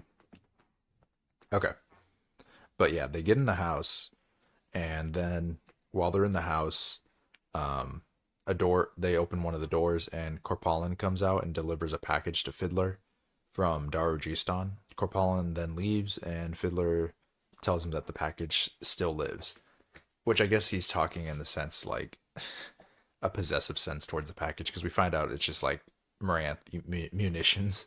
I thought it was like something actually living when he said that at first, but it's just Maranth munitions. But now we're finally in the house after all this, and interesting things are gonna happen. Okay, I think my battery's at like 50%, so we're almost there. I'm gonna try to go through it real quick.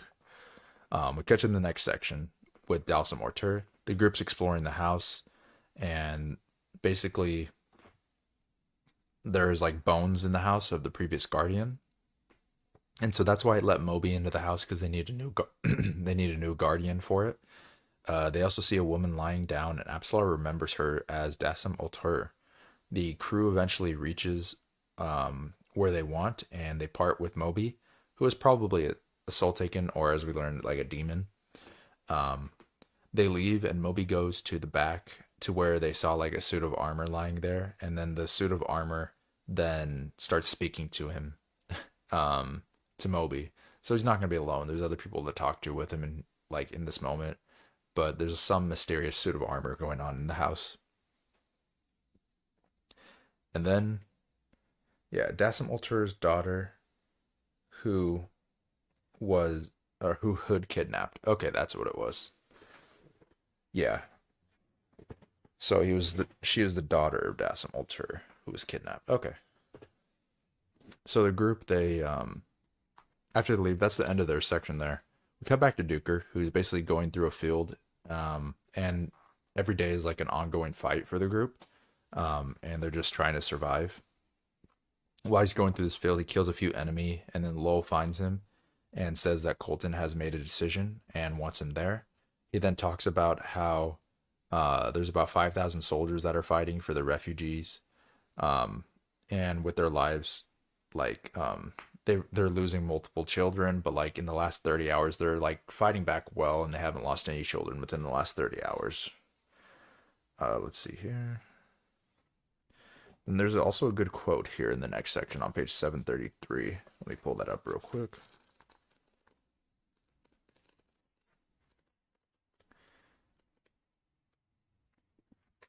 A quote about memories. Let me see here.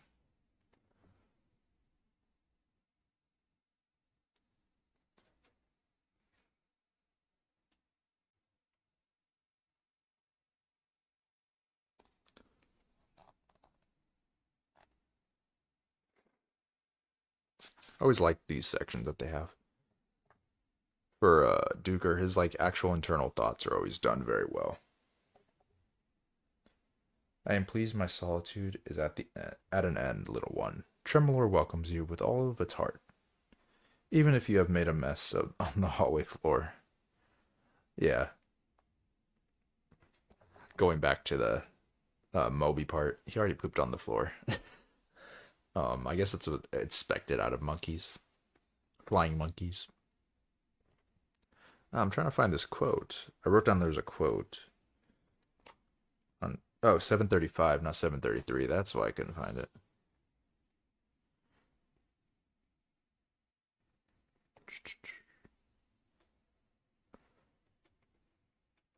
So it was talking about memories. Let me see. Oh, here it is. Leave the high fist to the Empress and her adjunct. The historian reaches for a glass bottle around his neck. Coltane shook his head. This tale is yours, historian, and right now, no one is more important than you. And if one day, and if you one day see Dujek, tell him this. It is not the Empire's soldiers the Empress cannot afford to lose. It is its memories. I like that part. It's not the Empire's soldiers the Empress can afford to lose. It is its memories. With Duker dying, in the end, I was hoping he would live just to tell the tale, but the memories die with him when it comes to it. As with any war, there's always a side of the story that isn't told and dies with the people that lose.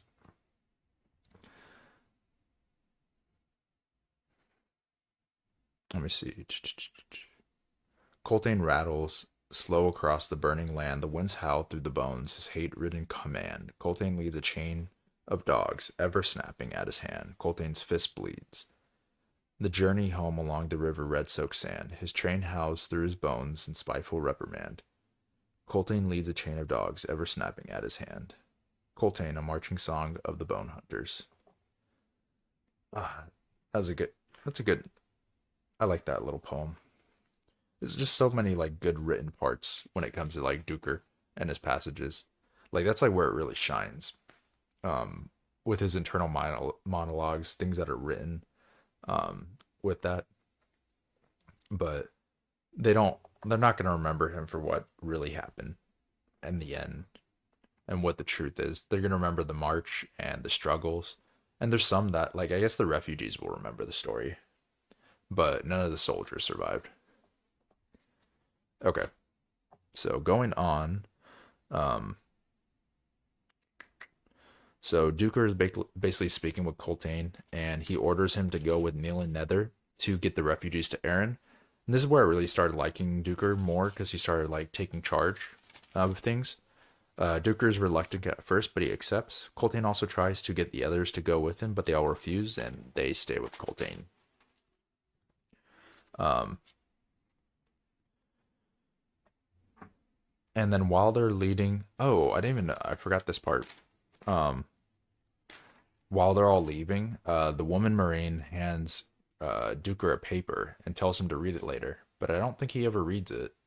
I may be mistaken. If he does read it and we know what it says, it might be in one of like the epigraphs or something. Um, but I don't remember him ever reading what the letter actually said from the woman Marine. Okay. Uh, yeah, and so we then continue with Duker, and so Nil and Nether and Duker, they proceed and they run into a Kenron Dobry, one of the horse people, and they're allied through like a treaty with the Empress. They negotiate for transport to Aaron. They're rejected, and then they negotiate, and they're able to get them to give them transport to Aaron's Way, where they can make the rest of the journey themselves. It's read by Mappo or Gessler or Stormy, I think. Can't remember. Oh, okay. I have to double check that section then again, or read that section again when I get a chance, to see what it says. Because I think they're like looking for him or something of that sort. Because I know Hebrick recognizes him, but like can't. He's blind, so he can't like point it out. Okay. We then cut forward and Duker's death or capture. During their conversation, the council approaches Duker, complains about more stuff, and complains about the escort. Tired of their crap, Duker basically reminds them to just be quiet and like stop pushing it with him. He then gets challenged to a duel, and in an instant, he grabs the noble and cracks him on the temple with his sword. The council leaves; they're all like terrified of him. Um, we then reach Aaron's Way, and their escort has now departed. They have 3 leagues until they can reach Aaron, and the goal is to get everyone through the gates by sunset, despite the difficulty and how much it'll push them to do that. The reason being is the army of Corbelodan is about a third of the league behind them. So if they wait any longer, they're gonna die. Um, so they start running towards the gate. Many of the elderly and sick are falling back, and they're weakened and they're dying in these moments and being left behind. Duker, out of empathy, notices also like an 18-month-old that's just like on the road walking by itself, and he picks it up and he rides to the front of the gate. He's greeted by Captain Keneb of all people, who takes the child. Duker's told that the Fist wants to see him, but he will have to wait while he goes back out to help more refugees. Um, he then finally gets everyone in the gate, minus the ones that couldn't follow because they're too old, sick, or elderly, and weak to make the 3 leagues trip. But he gets everyone else in the gate. Um, we then, let's see.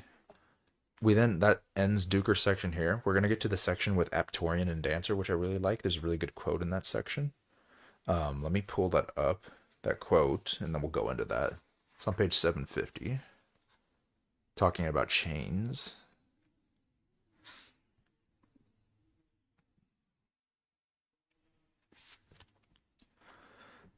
So basically for this section, this section shows that Dancer still has emotions and he still cares for people, and he's not as one noted as he was in Gardens of the Moon. It brings some depth to Dancer's character, which I really like. So we basically see Panic, the boy, is with Apt, and they meet Dancer, or Kotalin, and they learn of Kotalin's backstory, and he is taking up like an uncle position for Panic, and explains to him how he was not punished for doing what he was told, or for ignoring what he was told to do. That's not why his parents died. That's not why he was punished. He's explaining that to him, and he explains to him how people instead hurt people because they can hurt people. The boy also thinks that Apt is his mother during this whole thing as well. And this section was just like really good. I love the perspective that it brought, especially with the conversation he had with the child, because there's often times when a lot of children take their trauma that happens to them in their childhood and they blame it on themselves, like he was doing. He said, my parents died because I didn't listen, and we got punished because I didn't listen. And so he's taking that trauma and he's remembering it, and Dancer has to remind him or tell him, it's like therapy in a way. He's like, your parents didn't die because it's not your fault they died, no matter what you did. Certain people are just bad and they'll hurt you because they can. And it's nothing to do with you or your parents or the decisions you make, and you shouldn't put that blame on yourself. It's just a really beautiful section where it brought a lot of humanity to Dancer, despite his form of like ascendancy, and is probably one of my favorite sections in the book. Just this little section here. Let me see if I can find that quote as well on 750. Oh yeah, here it is. Let me just read it through.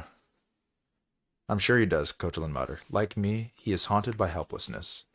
Very well, until we meet again. He shifted his attention one last time, stared long into Apt's eyes. When I ascended, lady, it was to escape the nightmares of feeling. He grimaced. Imagine my surprise, that I now thank you for such chains. And then he also mentions, like, if he has a daughter, which in this case is like Apsalar, and he's like, well, she'll forgive you one, or you can forgive her one day. Also showing that like it's not the parents' fault. Panic doesn't understand that, and he says it's not that type of situation. She has to forgive me. That's such a good section. I really love this. Probably one of my favorite sections. This like little dialogue, bringing humanity to Dancer. I'm sure he does, Kotalin muttered. Like me, he is haunted by helplessness. Very well. Until we meet again. Or twice. I really love that part. I don't know why it spoke to me directly, but like the connection with like just real life humanity and like the trauma children go through, him helping children when he doesn't really need to. He still has a soul. He still has feelings, even though he tried to avoid his feelings through ascendancy. Apt, a demon, is literally reminding him of those feelings. And those are his chains, basically, holding him down, are his feelings and his empathy. So, let me see here. Let me cut to the next section here. So after that, we cut back to the Rag Stopper. So the Rag Stoppers reach Malaz City. And while waiting on the edge of the boat, Callum notices that he can't move anymore.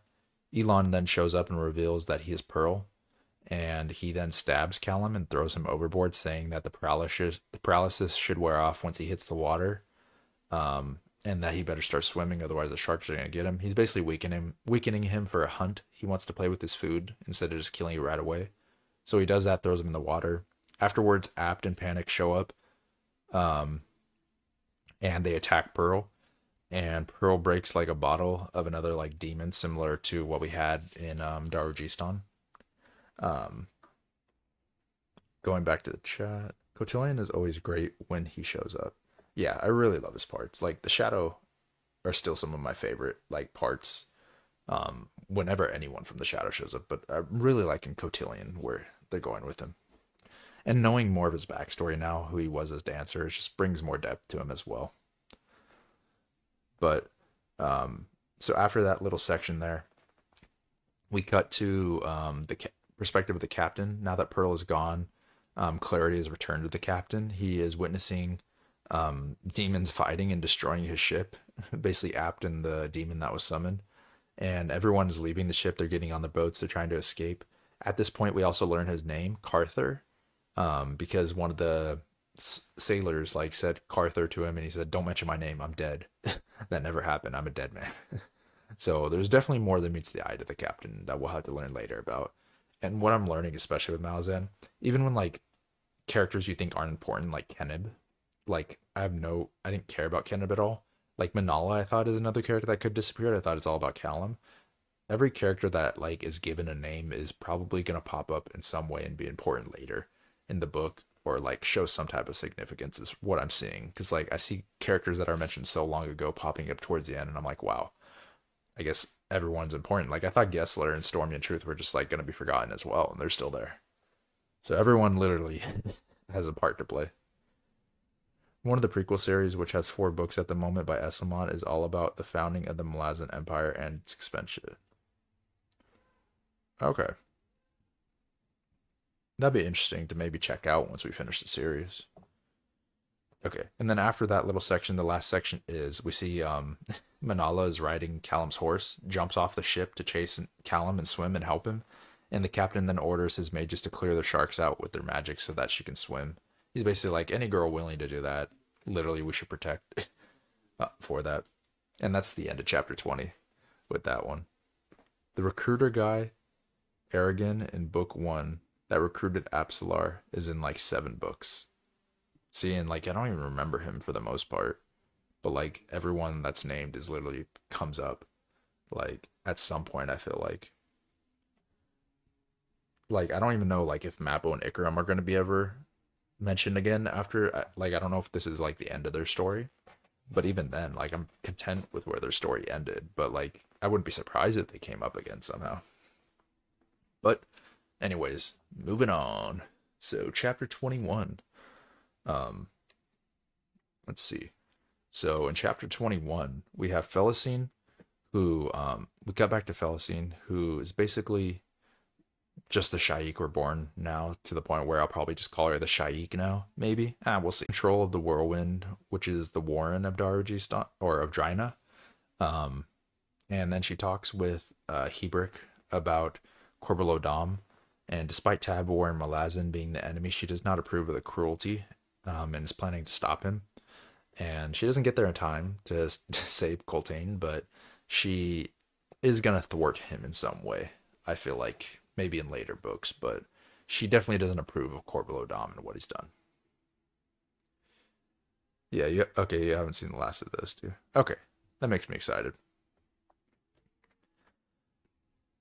So after that section with Felicien, we then cut back to Nether, Neil, and Duker, and they're going to the top of the tower to see Promcool and Relic and the commander. Oh, this section's brutal. um, this section is so brutal. Let me check the chat before we go to it. Let me see here.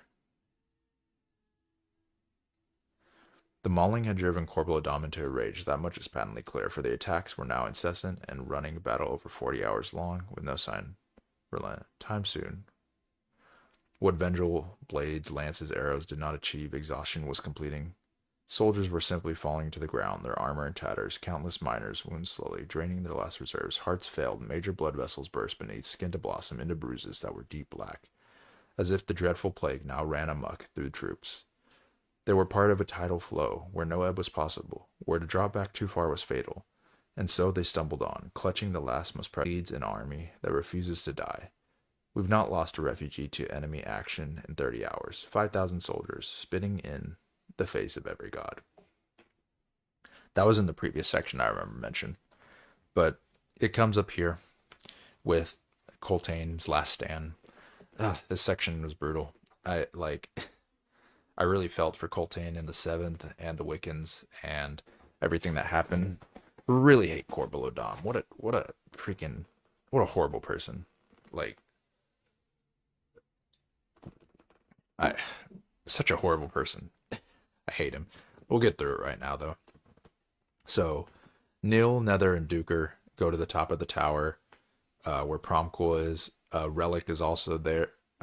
Malik Rel is also there, and the commander as well. I think it's Blistig. They see in the distance Coltane and the Crows and the Seventh are fighting on their last limbs, their last stand, and they're basically being consumed by Corbeil-Dom's forces. Pormcoil refuses to assist, and in pain and agony, we are forced to sit and watch them all die. List dies, Lowell, Bolt, and Coltane. And before Coltane dies, Corbeil-Dom crucifies him and tortures him, and he is refusing to let him die. Uh, the crows are also in the sky, going ballistic, and they're being battered with magic and being forced to stay away from Coltane. And basically, to put Coltane out of his misery, Squint, the archer, shoots an arrow while crying and kills him. His soul then rises up into the sky. His body disappears. Coltane is dead. The crows are dead. And the seventh is dead. This part was so annoying. Promcoil and Nethpara, all those stupid idiots, and Malik Rel refusing to help. And Promcoil gets his comeuppance. He totally deserved to die. Oh my god.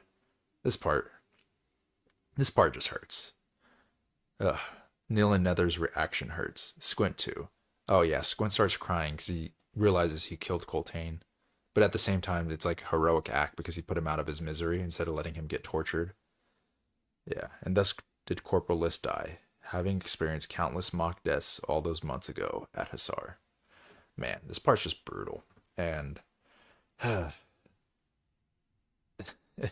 it's something different with Malazan because you think Duker would live and there'd be the refugees got in. It should be happy ending now, and no, it's all for naught. It's all for naught.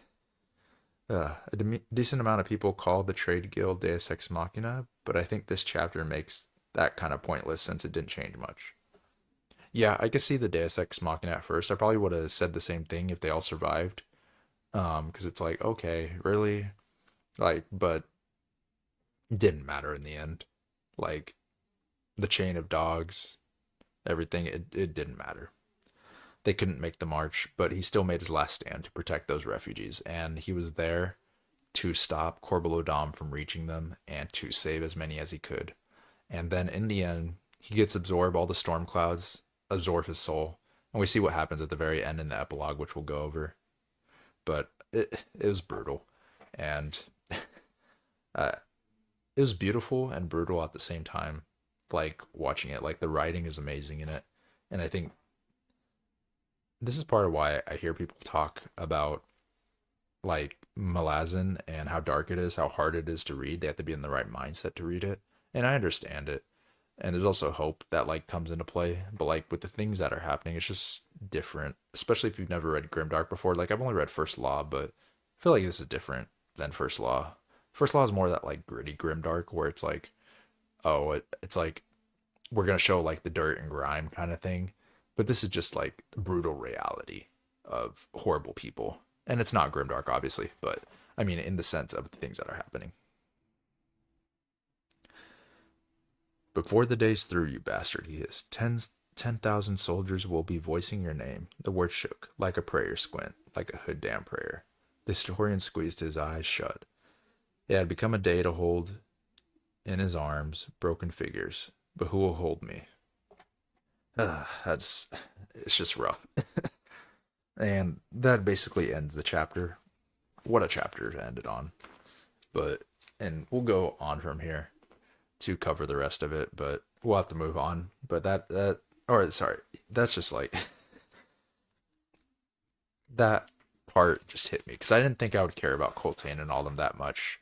But they finally reached the end, and the stupid rat, Pormquill and Melik were just stupid rats and betrayed them, and they could have survived. That's the worst part. They could have survived. They could have survived. They could have been successful, but they weren't. Okay, moving on to chapter 22 though. Um, so in chapter 22, Callum basically swims to the docks. He pulls himself up, and he pulls himself up from the docks, and he knows he can't go to the Deadhouse because Elon is waiting there to hunt him. So he needs to figure something else out. At one point, he goes into like an alleyway. He breaks a padlock off of a building in the alley, and then he runs into like two men and he kills them. One of the men was a mage, and so now he disguises himself with their like uniform, and he's basically going on the hunt now instead of the other way around. So now he's hunting the Claw instead of letting the Claw hunt him. So it's like an assassin war. Really cool.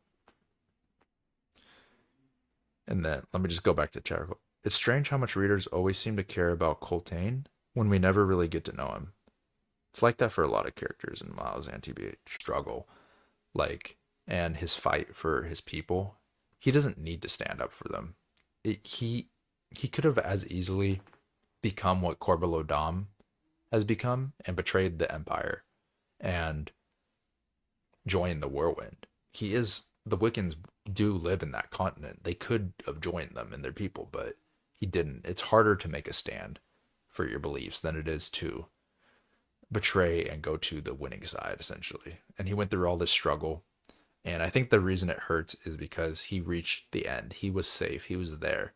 And he could have survived. But he was betrayed by the people that he went through a struggle for to defend. The Malazan Empire, who he finally accepted joining when he was confronted by like the that one group, and he said he's part of the Malazan Empire. He didn't say he's part of like the specific tribe, and he finally was upfront with joining them and doing everything to protect them, and they betrayed him, and that is just the root of war and betrayal and treason. Taishrin trying to kill Dujek, that's another example. Yeah, Colton could have easily abandoned the refugees, and the refugees making it makes it a victory for Colton. Yeah, it's a victory for him. And I mean, he's not fully dead. He's gonna be reborn, like Sormo was, but like it still hits. It still hurts. A few small interactions with other people and just seeing what they do makes us care. Exactly. Like that's a beautiful summation of Colton because we never really get his perspective or anything, but we still care about him, even though you never really think you would until he actually dies. Okay. Well, moving on back to Callum. So after Callum kills he's like continuing to kill more claw members, and eventually he goes up to one of the dead bodies that Topper is like projecting through, and he threatens him, and Topper eggs him on. They're in a straight up war now, and so we then see like multiple claw members arriving through the Imperial Warren as well, and that basically ends that beginning section with Callum. We cut back to Mappo, who is with the rest of the crew, and they're in the house like in a room with tiles that shows a map of the world, and the map shows each dead house on it, and all of a sudden pus falls through the floor into a black abyss, and the crew's now fearing falling into the hole, and they're basically very cautious with every one of their movements now. And then after they move away, we see that the floor reforms beneath pus. And then the next section, Ikram and Mappo then fall through, and the crew decides to tie ropes to each other to help them. And they spot three dragons in the distance that fall through the tiles. Your destination, you fall through, and you arrive at your destination. So they decide to press on for Malas City. We then cut back to Duker's section. Ballistic goes to warn Duker that Nethpara has been talking behind his back to Pormquill, and also that Pormquill plans to attack Corbelo Dom. Duker goes to confront him and finds out that Nethpara and Neil Sorry, Duker goes to confront him and finds out that him, Nethpara, and Nil have been convicted because of how they treated the nobles. He is then ordered to witness the current battle and to go to battle with them, to witness everything before his conviction goes through. Unable to object, otherwise he's going to be killed, he leaves. And then Nethpara starts telling him that he got him convicted, and he's like, "This is all your fault. This is what you get for not siding with me." Blah blah blah. And he's basically done with it at this point, and he kicks Nethpara in the throat and kills him. Good, you deserve that. And Pormquill gets pissed, but he can't really do anything about it because the battle starts ensuing at this moment. So like it moves on from that point. Let me check in with the chat. One of the Deadhouse gates covers has Colton crucified for some reason. Yeah. Um I think that's what I have in the background image. Let me just bring it up real quick. I put it on my thumbnail. So if you look, it's the Folio Society one. So I put him in like the background, him getting crucified, Colton. Because it was a really cool image. At first, though, what I thought it may have been, I didn't get spoiled on it because what I thought it may have been was actually Sormo. Let me just cut it off now. I thought that image was when they were talking about Sormo getting like the crows eaten, like, or the crows taking his soul when he was crucified before he was reborn. That's what I thought it was originally. Learning now that it's Coltain, it brings more emphasis to the cover for it, and it's more significant. But it still didn't spoil me on it. Like I had no clue it was Coltain. I thought it was Sormo, to be fair. So it's definitely, I still like the cover. It's brutal though. I think that's I think with the Folio Society cover though, at the same time, it's not really a spoiler because I feel like you have to be a fan to buy those because they're like $300 editions or something like crazy. So like obviously you've already read the series if you're buying a folio edition of the book. Let me see. We are all lone souls. It pays to know humility, lest the delusion of control of mastery overwhelms, and indeed we seem a species prone to delusion. To that illusion again and ever again. The world lives on beyond us, countless unraveling tales. In his mind's eye, he saw his horizon stretch out on all sides, and as they grew ever vaster, he in turn saw himself as ever smaller, ever more significant, more insignificant. Ugh. So, going on from where we were, Pormquill then forces a charge on Corbelodom's forces. Corbeloom, it seems as though they're losing. They run back, but really there's reinforcements and it was a trap the whole time. He then sends out a messenger offering conditions of surrender for Pormquill. Malik Rel and Pormquill agree to the surrender. Duker sends his horse off and he releases his horse and he turns away from them because he knows his life is basically, he's screwed at this point. We then cut to the next section where we find out that Malik Rel betrayed everyone for Corbeloddom. And despite all this, Duker is also sentenced to death by Corbelow, and as well as all the other soldiers are sentenced to death as well.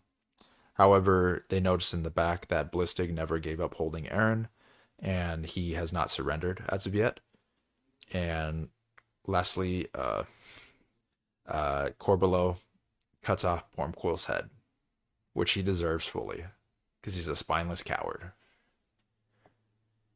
And then after that, everyone gets crucified, and Duker dies.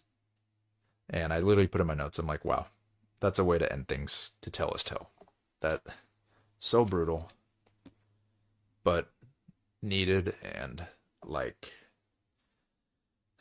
it's just so dark and brutal.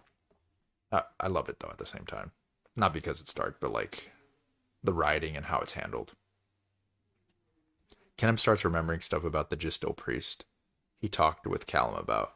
Yeah. Is the Gistil priest, yeah, they mentioned the Gistil priest. Is that the Gistil priest, is that Melik? Oh yeah, the Jaghoot ghost. Why do I think of him now? Of that eternity of grief. What is he to me? What is anyone or anything to me now? A waithood gate at last, the time for memories, for regrets, and comprehensions is past. You must see the now, old man, your nameless marine awaits you. Bolt, Corporal List, and Lowell, and Solwer, and Mincer, Culp and Hebrick too, most likely. You leave a place of strangers now, and go to a place of companions, of friends. So claim the priests of Hood. It's the last gift. I am done with this world, for I am alone in it, alone. Malik Rella is the Gista priest. Yeah. Okay. Ugh, it's just such a dark, like, brutal thing. Is the Jag God also, is that Fenrir with the tusks, as we see with Hebrew later when he has like a kind of like situation when he like sees Duker's body? Like, is the Jag God Fenrir, or is it a different like thing in general? I don't know, but we'll move on from that at the moment because it's just depressing. We're almost done here, actually. I got one bar on my camera left, so we're gonna try to get through this real quick before we get to final thoughts because my camera is gonna die. It's probably at 25%. Okay, so Callum, we cut back to Callum, who's in an alleyway fighting for his life. He kills his pursuers, and then he's caught by a woman. The woman then gets shot through the chest with a quarrel, and Manala comes riding in with Callum's horse, and the two of them escape. However, Manala's taking him to the place where the Empress is so they can kill her. We then cut back to Fiddler, Crocus, and Apsalar.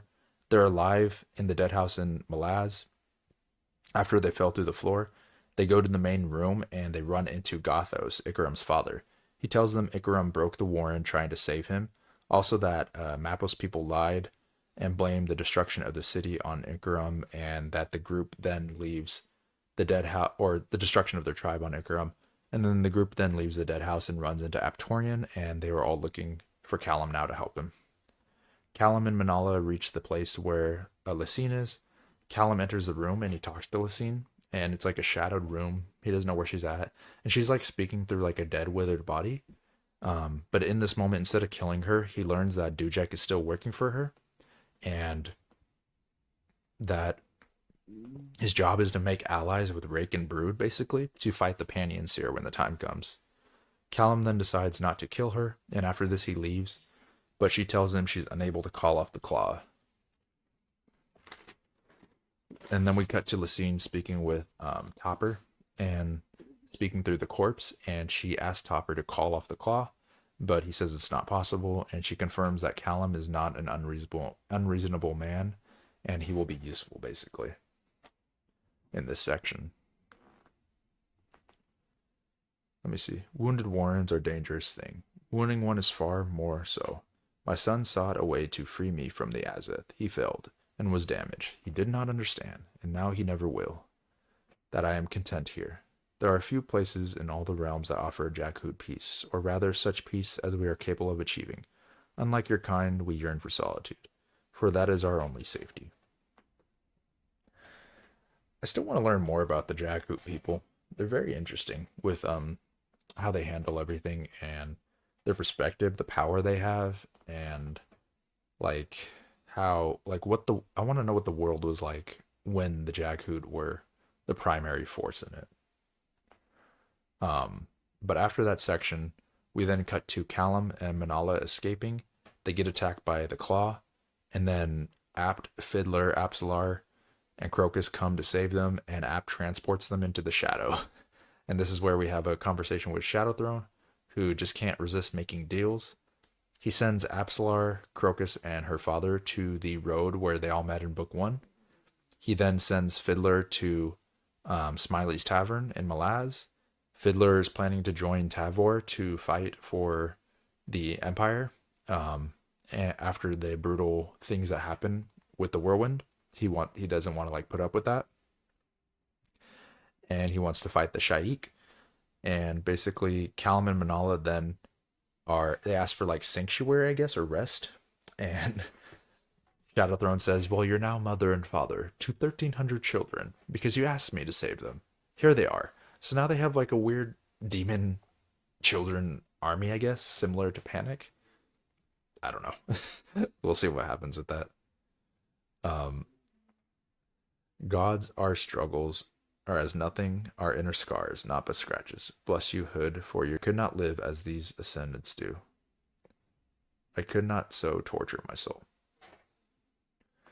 And that is the end of the chapter there, with them becoming mother and father, adopted mother and father to basically 1,300 children. And let me just get through this last chapter here and the epilogue, and then we'll be good to go. Um, and we'll talk about some other stuff before my battery dies in the camera. So, chapter 24. Felicine arrives at Erin and sees what has occurred. She also talks with Hebert about having a daughter now, and she names her daughter after herself. Um, After seeing everything that occurs, she tells Corbulo to gather his forces and come back to Rariku. Before leaving, Hebert senses a man on a crucifix, and it is most likely Duker. He then says that he can hear laughter. And I was saying this is probably Fenrir laughing. Um, Also in this moment, the adjunct has finally arrived as well, and we cut to the next group, uh, and adjunct has finally arrived. Ballistic and Kenib are going to meet her. That's it. We don't get to like actually talk with Tavor yet. And then we cut back to Mappo and Ikaram, where they've been transported Erin's way. They, like Ikaram's still kind of unconscious at this point, and so he like kind of puts him to rest. And Mappo then like goes on to look at Erin's way and see like the horror that occurred with all the crucifixes and everything. And he runs into Truth, Stormy, and Gessler, and they have like some dogs with them that are injured, the lap dog and the hound dog. And Mappo like tries to help them and heal them and gives them the elixirs to heal them, but it may not be successful. It might be too late. They don't know yet. And this is where they're also like, I assume Gessler and all of them are looking for Duker at this point, to see if he lived, but they don't really find his body. Let me check with the chat. Yeah, Fiddler re-enlists in the army. Yeah. He re-enlists to basically fight against the Shaikh. Corbulo feels confident that Coltane was the last great Malazan leader to die. Adjunct Tavor is untested leader with an army of recruits, facing veteran forces 3 times their size. Yep, he's that overconfidence may come to bite him. Who knows? We'll see. And then the last section here in the chapter, we get introduced to Morgara, a spider diver. Who I put is like, this is, I guess, Puss's girlfriend now. The two of them are like the same. They're both crazy. She doesn't care about like the Path of Hands and doing the Warren stuff. She just wants to protect the Warren like Puss does. And then we also, after that little section, we get a section with like some dragons appearing. I didn't really understand the reference to the dragons appearing. I know there's dragons in the Warrens that we saw prior. Oh, the dragons appeared from the Deadhouse gate where they went through. Okay, that's where the dragons came from. And then we cut back to like 2 Baccharals, Erp and Rudd. And this is where we kind of learned that Baruch, they're like linked to Baruch. So he has multiple Baccaral linked to him. And they're going around and they're basically talking about someone named Salas Lorthal. So I'm guessing this is like a little Easter egg for like future books or something. That's like all I could really pick out of that section. And then lastly, the final section. My battery's about to die. I'll be quick. Ikaram awakes. He's forgotten everything. Mappo lies to him, and the endless cycle repeats. And that's the end of the chapter. And before my battery dies, because it may just cut off randomly, because it's like flashing red. So I'll just go through like my final thoughts of the epilogue. So we see a widow basically giving birth, and Coltane's soul comes back. And that is the end of the book. Overall thoughts, I loved it. I don't know if it's better than Gardens of the Moon. It's definitely better, I think, written-wise. I don't know if I like it more necessarily. I have to think on that, and I'll get back to you with my thoughts on that as well, because my camera is totally going to die. I don't want it to. So I apologize if it just cuts out. But I really liked it. I like everything that's happening. I just want to speak on Mappo and Ikaram's part real quick. Mappo and Ikaram, where they basically repeating the cycle. He goes to him and he doesn't remember anything, and he's like, "What? Weren't we like following an Aptorian, or Aptorian? Weren't we following an Apt?" He's like, "Yeah, we were. We followed it. It didn't really work out. It's only been a day." Blah blah blah, and he forgets everything, and they're gonna constantly repeat their cycle over and over. Mappo got what he wanted. He was too weak to go through with the Azeth, and he has more time with his brother in this case. Let me check in with the chat real quick. Ikram, soon you awaken. Still I shall grieve, and so you leader to wonder my grief begins with you, friend. For your loss in memories, memories not of horror, but of gifts given so freely. Too many dead. How to answer this? How would you answer this, Ikram? Yeah, they do. Okay. That name is the woman with Duker. Okay, that name is the woman with Duker. Oh, so that's the Marine woman. Got it. Okay. As it reached into the wasteland known as the Jago Dawn, the plain stretched before the Unbroken. The book ends with Unbroken, but everyone in the book was broken. Life goes on. Yep, life goes on. It's a brutal book. It's very dark, but greatly written. Our characters went on such a journey. When we look at like Felicine, what she went through from like to become the Shaik is such development and a journey. It's just unique. Everyone went on such a journey through this book. It's hard to compartmentalize. I feel like I've been following them for like years, and it's just a weird feeling with how much that was covered, but also so thoroughly. We know like their motives fully. I just really love the character work and what they do with the characters going through. I think like the plot per se may have not been like the most great like climax that happened kind of thing, but the character work is where it really shines with Malazan. And that's what I really love about the book is how he makes you feel for certain characters you may not expect, like Coltane or like Lauren in the first book. And the journey and the real life comparisons of things that are struggles in real life that he brings into the book. Now my camera's about to die, so I can't talk on it, but we'll talk about it more on the next episode. We're gonna do the same thing. We'll probably do a character tier list, and then we'll like go over our thoughts on all the characters with that. I'll try to put a review out maybe this week or next week for Deadhouse Gates, but I really loved it all, and we'll do like more of a Q&A next episode as well. But I don't want my camera to cut off without saying goodbye to everyone. So thank you all for watching, though. This book also begins Malazan getting more philosophical, which I love. I love philosophical writing, so I'm super excited. But thank you, Daniel, for joining on the chat and everyone else who's watching. I'm excited about the future books. I'll see you guys next week. It's going to be a chill stream. You could plug in if you want, just character tier list, maybe Q&A. We might go over some quotes like we did before. So we'll take a week off reading, get some other books in, and then we'll pick up the third book, Memory of Ice. And we'll also plan out what our section breaks are for the next section. But thank you all for watching. I really appreciate your time. This was wonderful to read with you guys, and I'm really excited for our journey going forward. Hope you guys have a good one, though. See you later. Time for me to end stream. Bye, y'all.